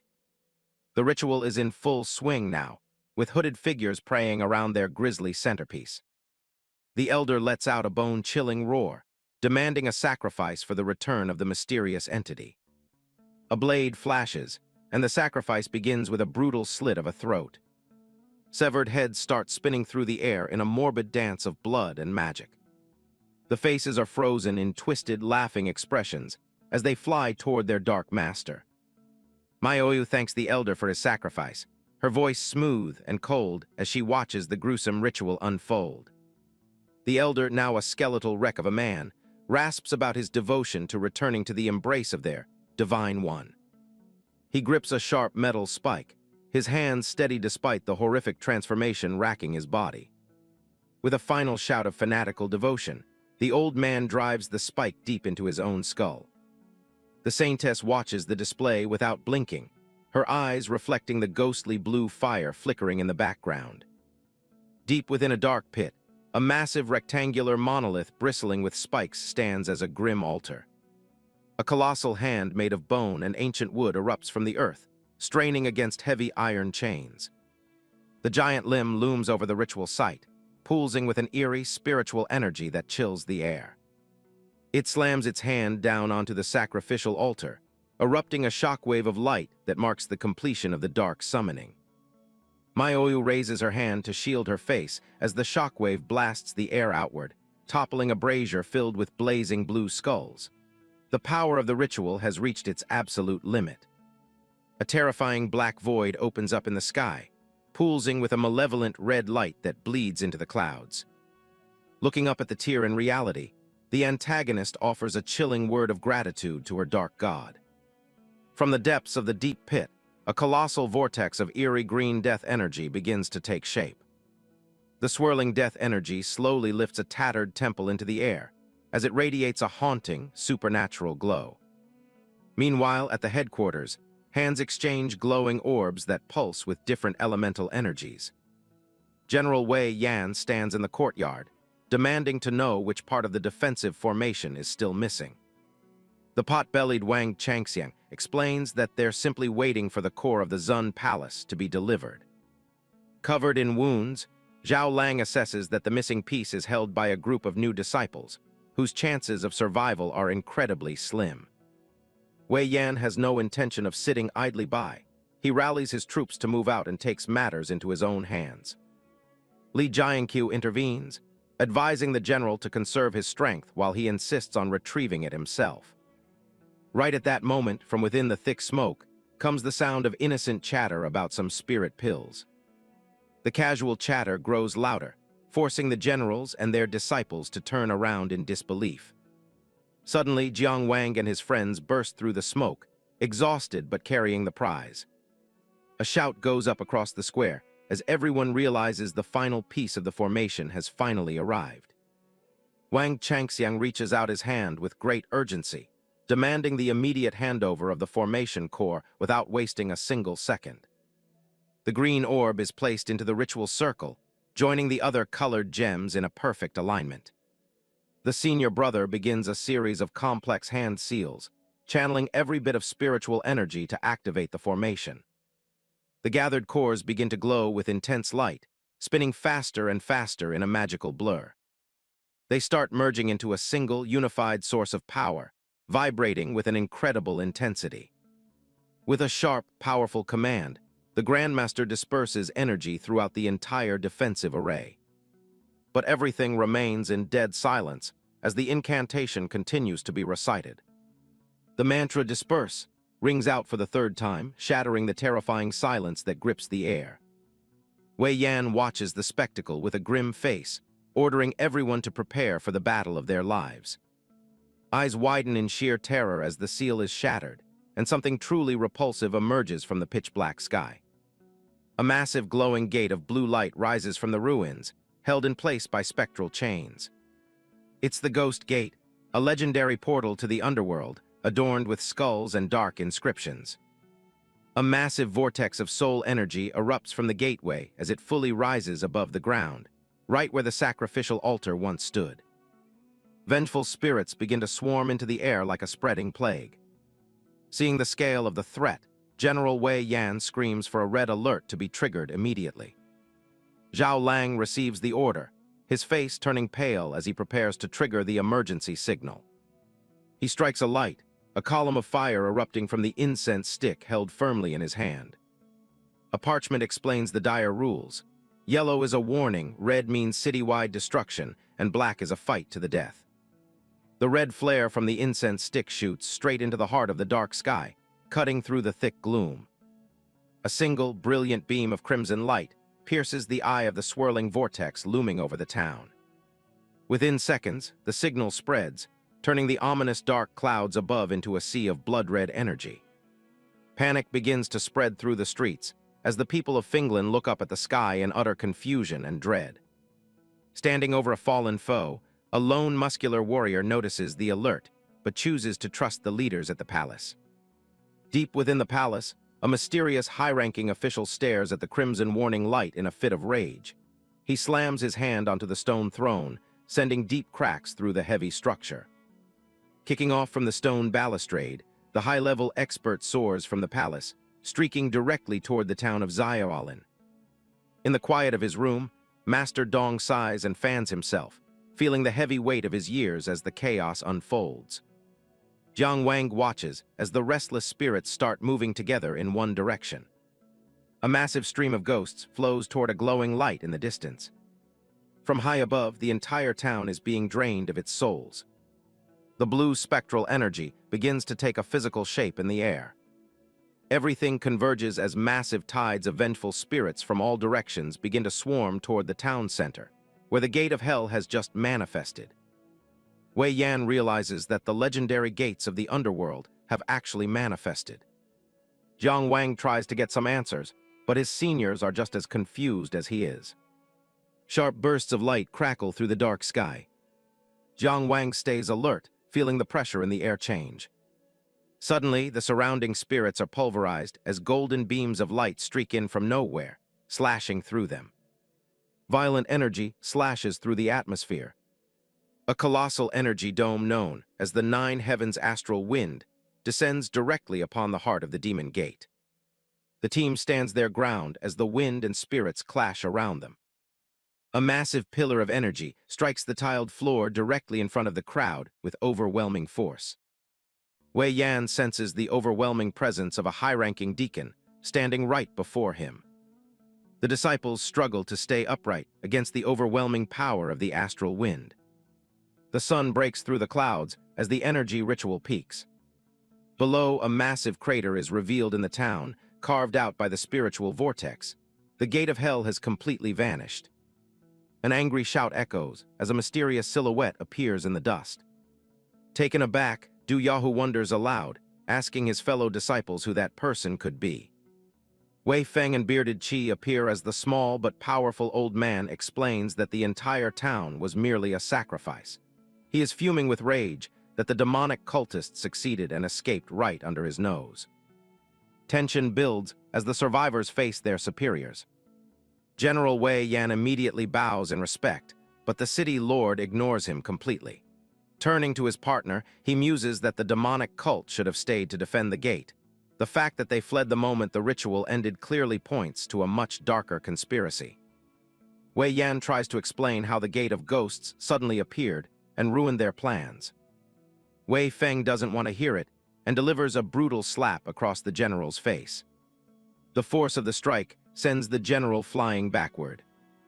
The rest of the cultivators can only watch as their leader is publicly shamed.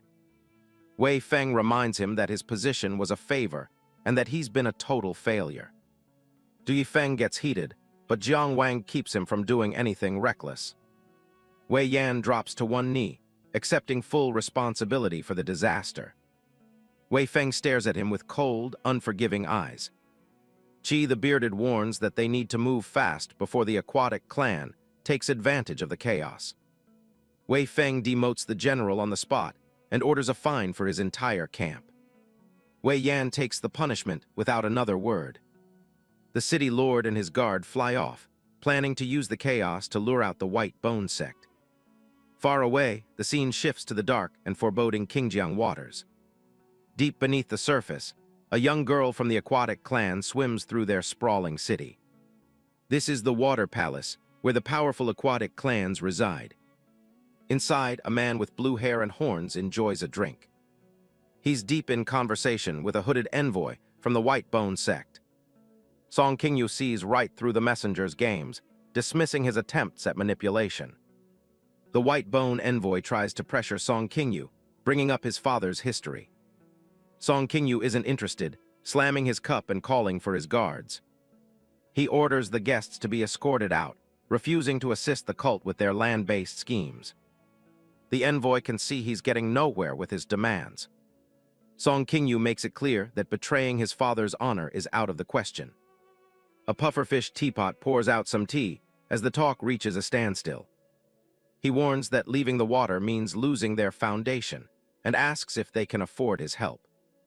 The hooded figure reveals their best offering, a complete dragon pearl. Song Qingyu admits it's a precious gift, but he doesn't drop his guard. He takes a drink, still dismissive of the envoy's manipulation. With no deal in sight, the envoy finally decides to take his leave. The visitor vanishes into the dark water, heading back to his own masters. Alone now, Song Qingyu scoffs at the envoy's pathetic attempt to talk about honor. A voice from the shadows asks him what he really thinks of the situation. He's furious about the emperor's arrogant request to marry off his sister, Qingzhai. He remembers how the Zhuang kingdom was built using his family's help. The alliance was supposed to be sealed by the marriage of his aunt, Song Wangxi. But she was betrayed and died a tragic, lonely death within the palace walls. Red flowers bloom near the palace, serving as a grim reminder of that history. His grip tightens until his teacup shatters into a dozen pieces. His father's voice reminds him the marriage wasn't forced, then asks about Kingjai. He decides to send his sister to Maple Forest City in disguise for her own safety. The dragon pearl glows on its tray, holding immense energy and hidden traps. He tells his father to refine the pearl to save his life, while he handles the palace. Back at the academy, Du Yifeng talks about the high price of meridian pills. A fellow disciple picks his nose while gossiping about Wang Changxiang's spending habits. Jiang Wang wonders why a top student like him would even need such a pill. They whisper about a family secret, that the genius has an older brother. In a quiet corner of the city, a hand pushes open an old wooden door. A man in plain robes walks across his humble courtyard. An orange cat dozes on a bench, completely undisturbed by the world. The man stands alone in the yard, looking like any other ordinary citizen. A simple meal of steamed meat and vegetables was served immediately as soon as Wang Changxiang arrived home.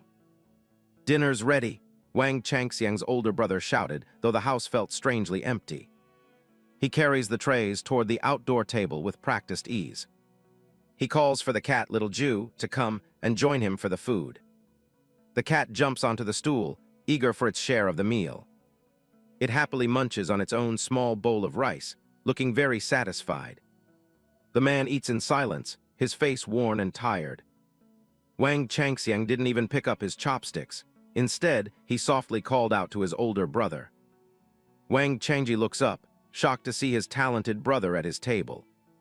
The two sat together in the silent courtyard, their conversation weighed down by a heavy heart. Wang Changxiang tells his brother about the mysterious disappearance of everyone in Xiaolan town. Wang Changji remained silent, seemingly indifferent, his face devoid of emotion as he gripped his chopsticks. Wang Changxiang went on for a while, but his brother brushed it aside, saying the academy and the judiciary would handle the matter. Changji sighs, admitting he's a useless person who can't even begin to grasp Dao techniques. He looks at his brother, feeling like a disgrace to the Wang family name. He tries to feed some greens to their cat, Xiao Ju, telling the pet it needs more than just meat. The cat responds with a sharp scratch to Changji's hand. He doesn't even scold the animal, comparing its stubborn nature to his own lack of talent. Changxiang ignores the self-pity and pulls something special out of his robe. He reveals a small, round pill that glows with a faint spiritual light. Changji is speechless, realizing his brother spent a fortune in merits for an open meridian pill. Changxiang urged his brother not to give up, as he held high expectations for his future. But Changji only sighed, saying it was time to end the conversation right there.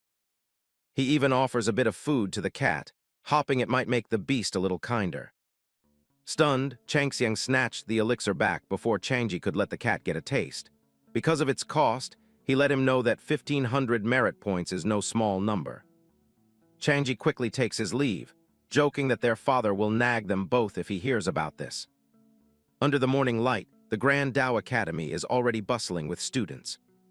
One disciple demonstrates a flame blade technique, manifesting a sword of pure fire. Master Xiao Tianmian, the legendary Xiao Iron Face, watches the display with a critical gaze. He gives a rare bit of praise, while admitting that even he took 50 days to lay his foundation. The master then turns his attention to Jiang Wang, calling him forward to demonstrate the technique. Jiang Wang is completely zoned out, worrying about the poor durability of his current sword.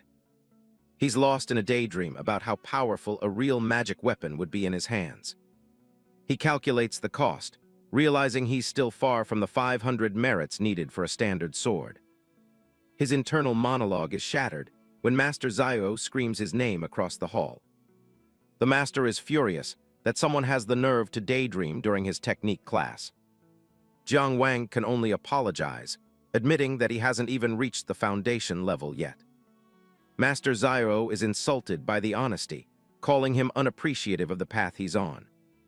He delivers a harsh sentence, copy the Purple Void scripture 100 times before returning to class.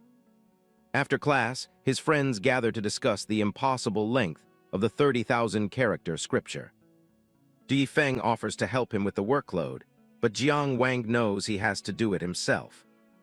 A fellow student expresses surprise that someone with Jiang Wang's reputation is struggling so much. Jiang Wang thanks them for the concern, but leaves to pick up his little sister, Annan. That student stood there with a goofy expression, still in shock after being completely ignored by the whole group. Jiang Wang heads to a popular local spot known for its delicious Kai Jai lamb meat.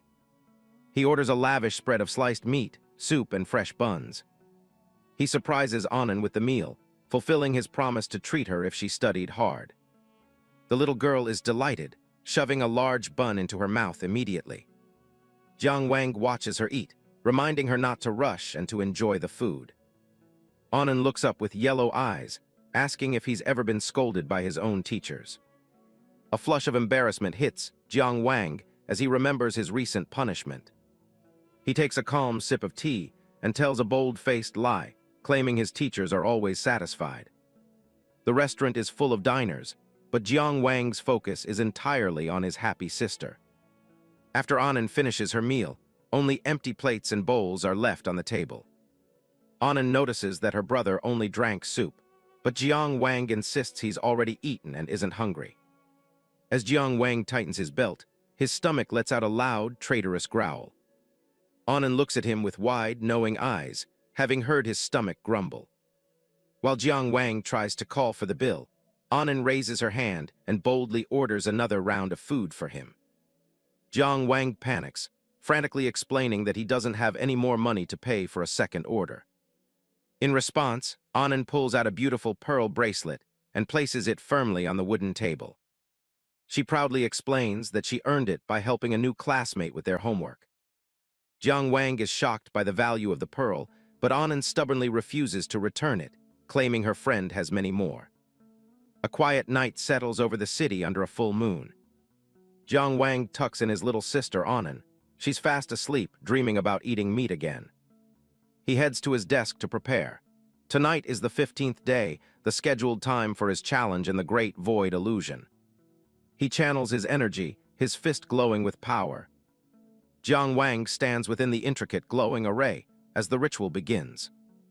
A masked challenger appears before him on the altar, questioning if the master of the green jade altar is finally ready.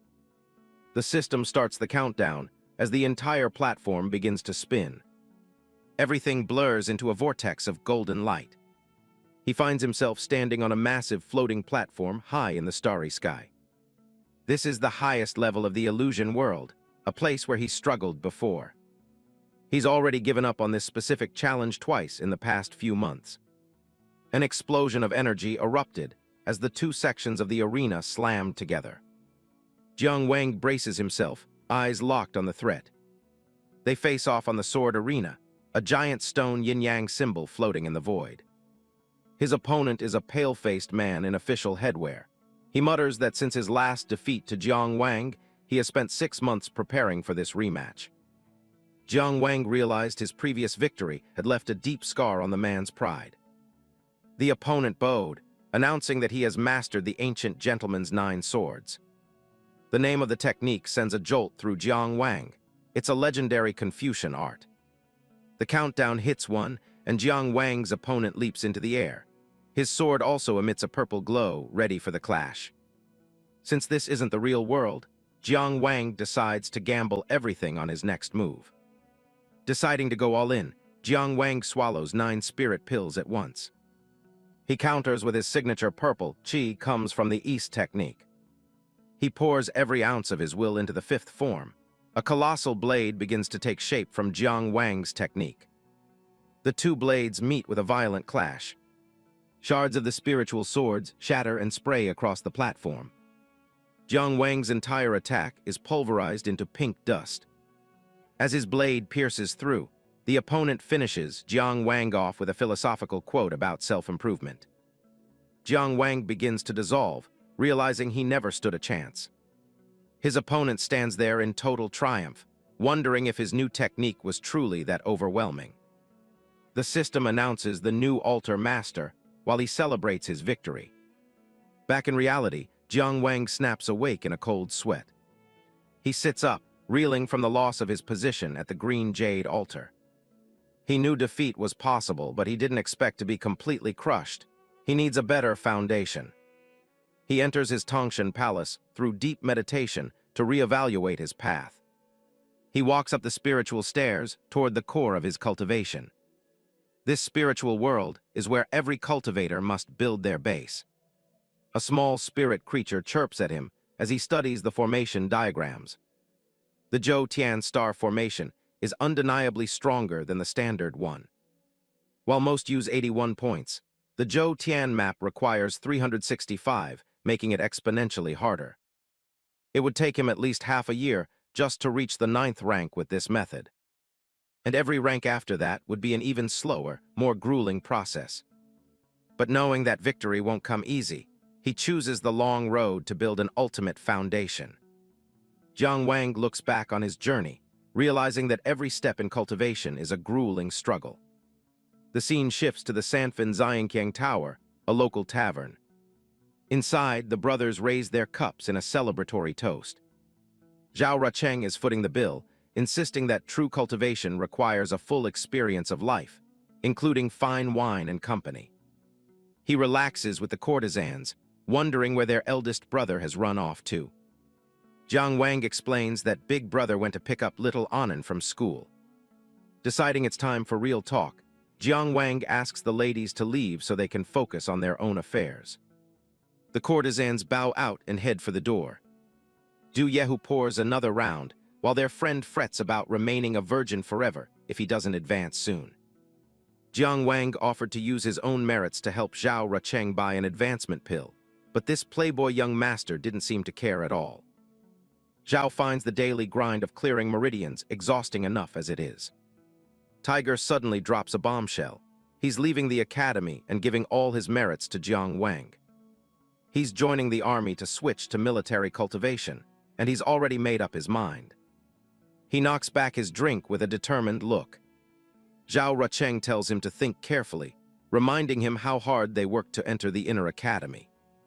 Du Yehu explains that a vacancy opened up in the Jiujiang Xuanjia military unit, and he's set to transfer tomorrow. Looking down at the pier, the harsh reality sets in. Powerful martial cultivators are a rare sight in a nation dominated by Taoist arts. Zhao Rucheng points out this hard truth to Du Yehu. But Yehu brushes it off. He wants the freedom to grow his own way, even if it means ditching the standard advancement pills for old-school military training. Jiang Wang steps out into the quiet hallway for a moment. He secretly enters the Great Void Illusion, sitting down on the Dao performance platform right there in the tavern. He starts searching the system for something that can help his brother. His merit count starts dropping as the spirits of the Blue Dragon and the White Tiger begin to manifest. The Vermilion Bird appears next as he continues to burn through his hard-earned points. Finally, the Black Tortoise joins them, completing the 4 spirits. The simulation finishes, rewarding him with the 4 spirits body refining technique. It cost a fortune in merits, but Jiang Wang knows this transcendental military technique is worth the price. The spiritual glow fades as he finishes his business in the illusion world. Back in the tavern, he makes a plan to copy the manual tonight as a parting gift for Tiger. He pushes the door open, ready to rejoin the group. He stops short when he sees a beautiful woman standing alone in the corridor. Mayu turns and catches his eye, looking surprised to see him there. Jiang Wang stares back, taken aback by her sudden presence. The two cross paths in the narrow hallway. Mayu's eyes linger on him, as if she's recognized something hidden within him. Jiang Wang keeps his head down, offering a quick apology as he brushes past her. He kicks himself for being so reckless, entering the illusion in such a crowded public place. He doesn't realize that the Saintess is still watching him from the shadows. Back at the table, he hands the newly acquired technique over to Du Yehu. The tavern's Madame Li bursts into the room, gushing over how handsome young Master Zhao has become. Zhao Rucheng tries to keep his distance, feeling a bit overwhelmed by her sudden enthusiasm. He jokingly complains that he has higher standards and is only interested in seeing Mayu tonight. Mayu watches Jiang Wang intensely, a strange suspicion beginning to take root in her mind. Jiang Wang remains oblivious to her gaze, calmly finishing his drink. Zhao Rucheng wobbles slightly, questioning if the alcohol has finally started to get the best of him as he spots a breathtaking beauty stepping into their private room. Maioyu maintains her playful facade, teasing the young master about his persistent advances. Zhao is genuinely impressed. It's rare for a woman to resist his charm, especially given how much he's spent tonight. Maioyu admits that while Zhao is handsome and generous, he simply isn't what she's looking for. She leans in close to Jiang Wang, telling him flatly that he doesn't seem to care for her at all. The atmosphere in the private room remains lighthearted despite the underlying tensions. Tiger starts rounding everyone up, deciding it's finally time to call it a night.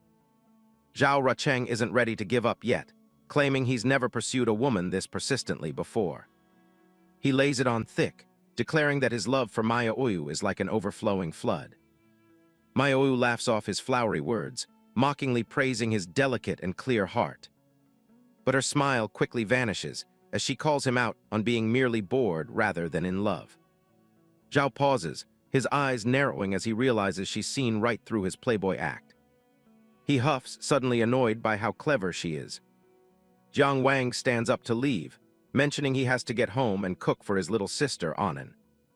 Zhao Rucheng immediately protests, begging the group to take food to go rather than endure Jiang Wang's terrible cooking. Even Tiger agrees, pleading with Jiang Wang to spare poor little Anan from his culinary experiments. Annoyed by the teasing, Jiang Wang snaps at them to stop nagging and just get moving. As they leave the tower, Jiang Wang vows that his cooking skills will eventually match his martial prowess. Unnoticed by anyone, Maioyu's hand moves with a subtle, supernatural flick. A glowing mark appears on Jiang Wang's back. The seed of white bones has been planted. The seed embeds itself into his spiritual aura, a silent parasite waiting to grow. Maioyu watches from the balcony, hoping he's a true Dao child, so he can serve as nourishment for her sect. The next morning, the group gathers on the outskirts of Finglin City by a massive red maple tree.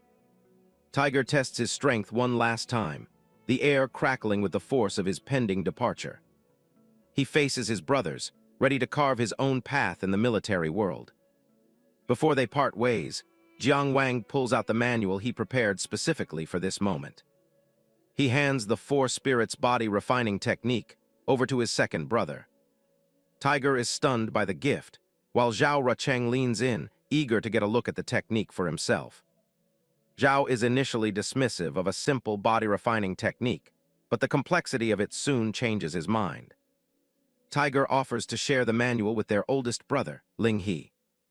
Ling He politely declines, choosing to stay focused on his current meridian work in the Tongshan Palace. Tiger asks what Jiang Wang will do now that he's given away such a valuable resource. Jiang Wang is confident. He's already memorized the method and is ready for their next meeting. The brothers share a final, warm smile, knowing their paths will eventually cross again in the future. Tiger lets out a roar, promising to see them all in the capital city of Xinan. They clash their fists together in a solemn vow of brotherhood and future success. Tiger looks back one last time, his eyes filled with a new fire. Little Anan runs over, demanding that she be included in the brothers' fist bump. The brothers laugh and lower their hands, so the little girl can join in on the promise. With a determined grin, Tiger turns toward the horizon and his new life in the army. Du Yehu shouts a final farewell to his brothers as he prepares to ride off toward his new life in the army. With a sharp command to his horse, the tiger of the group begins his long journey toward Xinan. As autumn draws to a close, the clouds part for a clear sky, marking the start of a rigorous new training period for the remaining friends. Jiang Wang immerses himself in the Four Spirits body refining technique, visualizing the potent wood element power of the Azure Dragon. Every grueling session brings him one step closer to completing the foundation of his Tongshan Palace.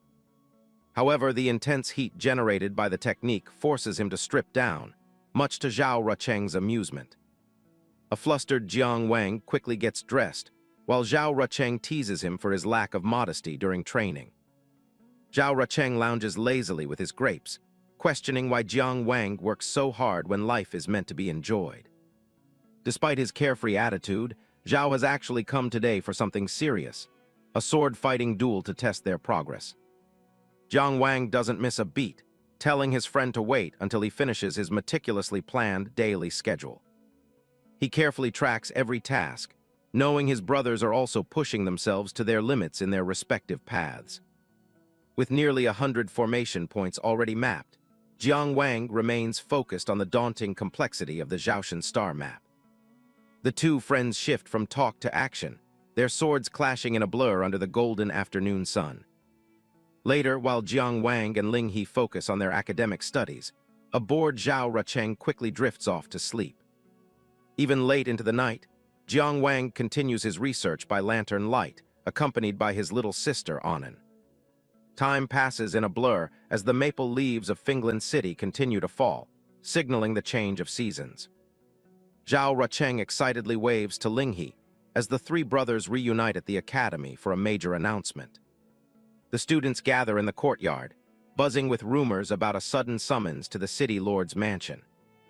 Ling He reveals the reason for the gathering, the approach of the annual Three Cities Dao debate. This year, Finland City will play host to the prestigious competition, serving as a vital sharpening stone for all participants. The event is a critical stepping stone for students preparing for the high-stakes county exams in November. The debate will test the raw talent and martial skill of cultivators from Wangjiang, Finland, and Sanshan cities alike. Workers are busy setting the stage for something big. The academy's arena is packed, and you can feel the energy in the air. Everyone's hyped because Master Dong and the city lord are showing up together for this year's debate. Master Dong takes the lead to announce the rules for the upcoming competition. The city lord expects nothing but victory for our city, so don't even think about slacking off. Otherwise, you'll have to answer to him.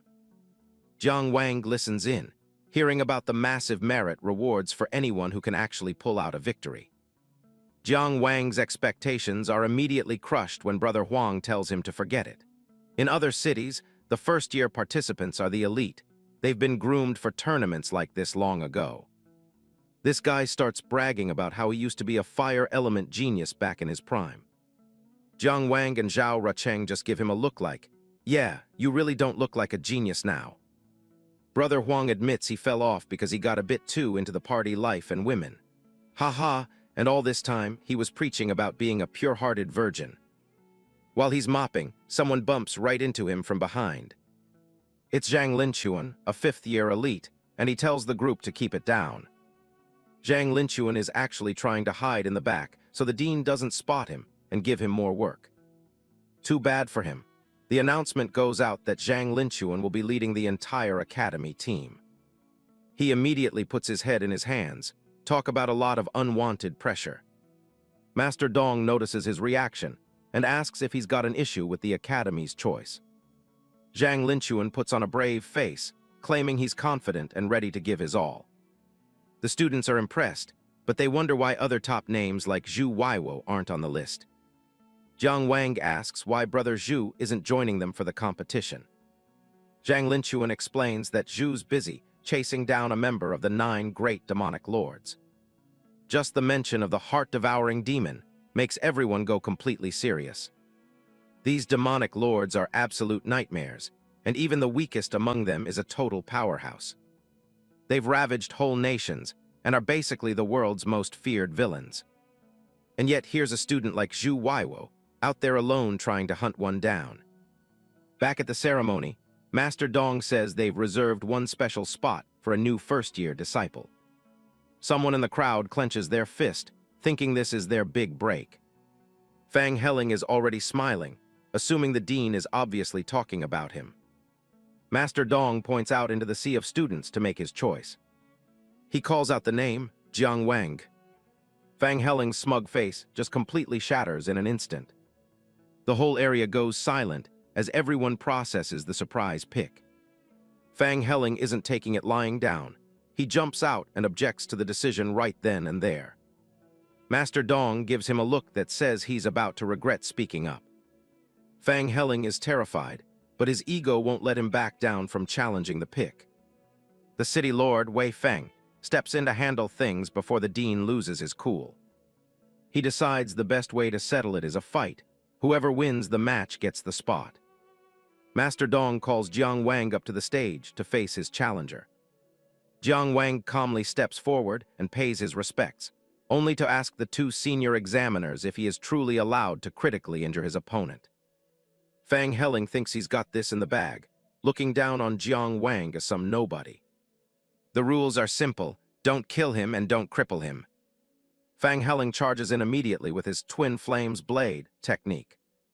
He goes for a flashy move, but Jiang Wang just shuts it down, sending him spinning through the air. Jiang Wang's friends are impressed, noting how much his skills and body training have paid off. Meanwhile, Fang Helling is out cold on the floor, foaming at the mouth after that beatdown. The crowd goes wild, cheering for the obvious winner. Fang Helling finally snaps out of it, looking completely dazed and confused. He's not ready to give up yet, though, and tries to fire up another attack while screaming at Jiang Wang. His friends aren't having it, calling him out for being a shameless sore loser since he already lost while unconscious. The crowd starts chanting for him to just get off the stage already. He tries to save face by accusing Jiang Wang of cheating and sabotaging his own cultivation just to win. Master Dong isn't hearing any of it and tells the disgraceful fool to get lost. As he slinks away, Fang Helling curses Jiang Wang, wishing him a life of failed cultivation. Later at the Academy Hall, things quiet down. The process of laying a foundation is far more complex and dangerous than it looks. Master Dong calls out Jiang Wang, pointing out that the array he used for his foundation was all wrong. He slams the table in frustration. He lectures him on the dangers of acting alone on something as crucial as a foundation, but Jiang Wang just takes the scolding and admits he messed up. Master Dong notes that with his talent, he could have been much further along if he just followed the proper path. Jiang Wang is ready to take whatever punishment comes his way, even if it means starting over from scratch. The dean decides they've wasted enough time talking about what's already done. Instead of a punishment, he pulls out a jade pendant containing a secret technique to help him control his energy better. It's clearly a valuable treasure, and Jiang Wang feels it's way too much for a disciple to take. Master Dong insists, saying it's an old gift from a friend that he doesn't have any use for anymore. He places the Control Yuan banner directly into Jiang Wang's hand. He tells him to take it, reminding him that the youth are the true future of the kingdom. The power from the pendant immediately begins to flow through his body.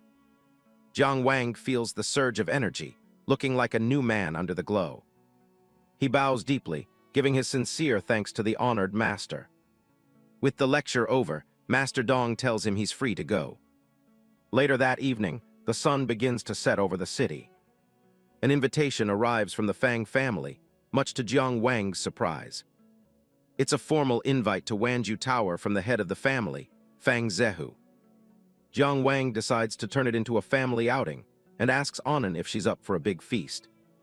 Ling He steps up, insisting on coming along to act as the big brother bodyguard.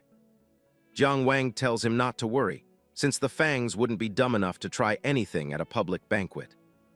Jiang Wang and an bid farewell to Ling He, heading toward the tower as night falls. They arrive at the prestigious Wanju Tower, where the meeting is set.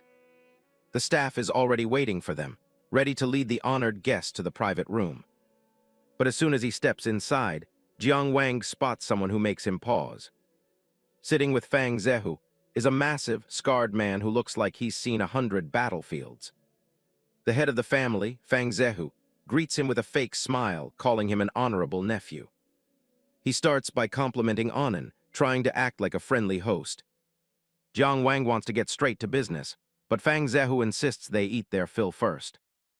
Anan doesn't mind the food at all, but she can't help but think the big, bearded guy looks even scarier than Brother Tiger. Big Beard Fang sits in silence, his imposing presence filling the room with an unspoken threat. High above the lake, Wanju Tower stands as a beacon of luxury and power in the night. Fang Zehu gestures to a servant, who presents a golden abacus as a gift for Anan's supposed cleverness. Jiang Wang keeps eating, completely unimpressed by the display of wealth. He wants to know the real reason he was invited. The family head starts with a fake apology, claiming he wants to put all the past unpleasantness behind them. He mentions that with Fang Pengju gone, the family's future rests on Fang Helling, who's been drinking himself into a stupor since losing the duel. Jiang Wang doesn't even look up from his bowl, giving a curt, "So." Zehu finally gets to it. He wants Jiang Wang to lie and say he cheated so that Helling can get his confidence back. Jiang Wang stops mid-bite, his voice cold as he refuses to betray his conscience for the sake of a sore loser's pride. Thinking everyone has a price, Fang Zehu pushes forward a box containing a rare and powerful Dao Yuan stone. He explains that the stone holds 100 units of energy, enough to potentially finish Jiang Wang's foundation instantly. He smiles, certain that a mere academy disciple won't be able to resist such a massive bribe.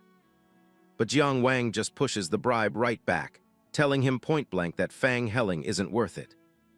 He tells Annan they're leaving, even though she's mid-meal and heartbroken over her half-eaten chicken leg. The mask of hospitality finally slips, and Fang Zehu warns him that the Fang family isn't someone he should be making enemies of. He laughs at the idea that Jiang Wang's status as a disciple will protect him from the family's reach. He introduces his cousin, Fang Zheang, the city guard commander who even the academy director has to respect. The massive warrior looms over them like a mountain, his shadow swallowing the siblings whole. Jiang Wang recognizes him immediately. This is the man who stood beside the city lord back in Xiaolan town. He knows he's in a dangerous spot, as the commander's rank and power are far beyond anything he can handle right now. Suddenly, the room shakes as Big Beard Fang slams his fist into the table, shattering the feast in an explosion of wood and food. Poor Annan can only watch in horror as her precious chicken leg flies through the air. The commander's eyes are burning with rage, but they aren't directed at Jiang Wang.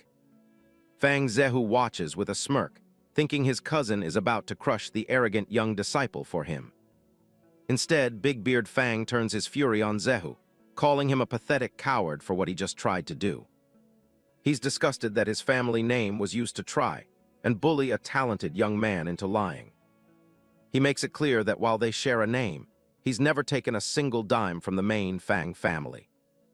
He declares that he owes everything to the city lord, not them, and tells Zehu to never contact him again unless it's for a funeral. He turns his attention to the little girl cowering behind Jiang Wang. In a jarring shift, the mountain of a man tries to be cute, asking if he scared her while surrounded by cartoon hearts.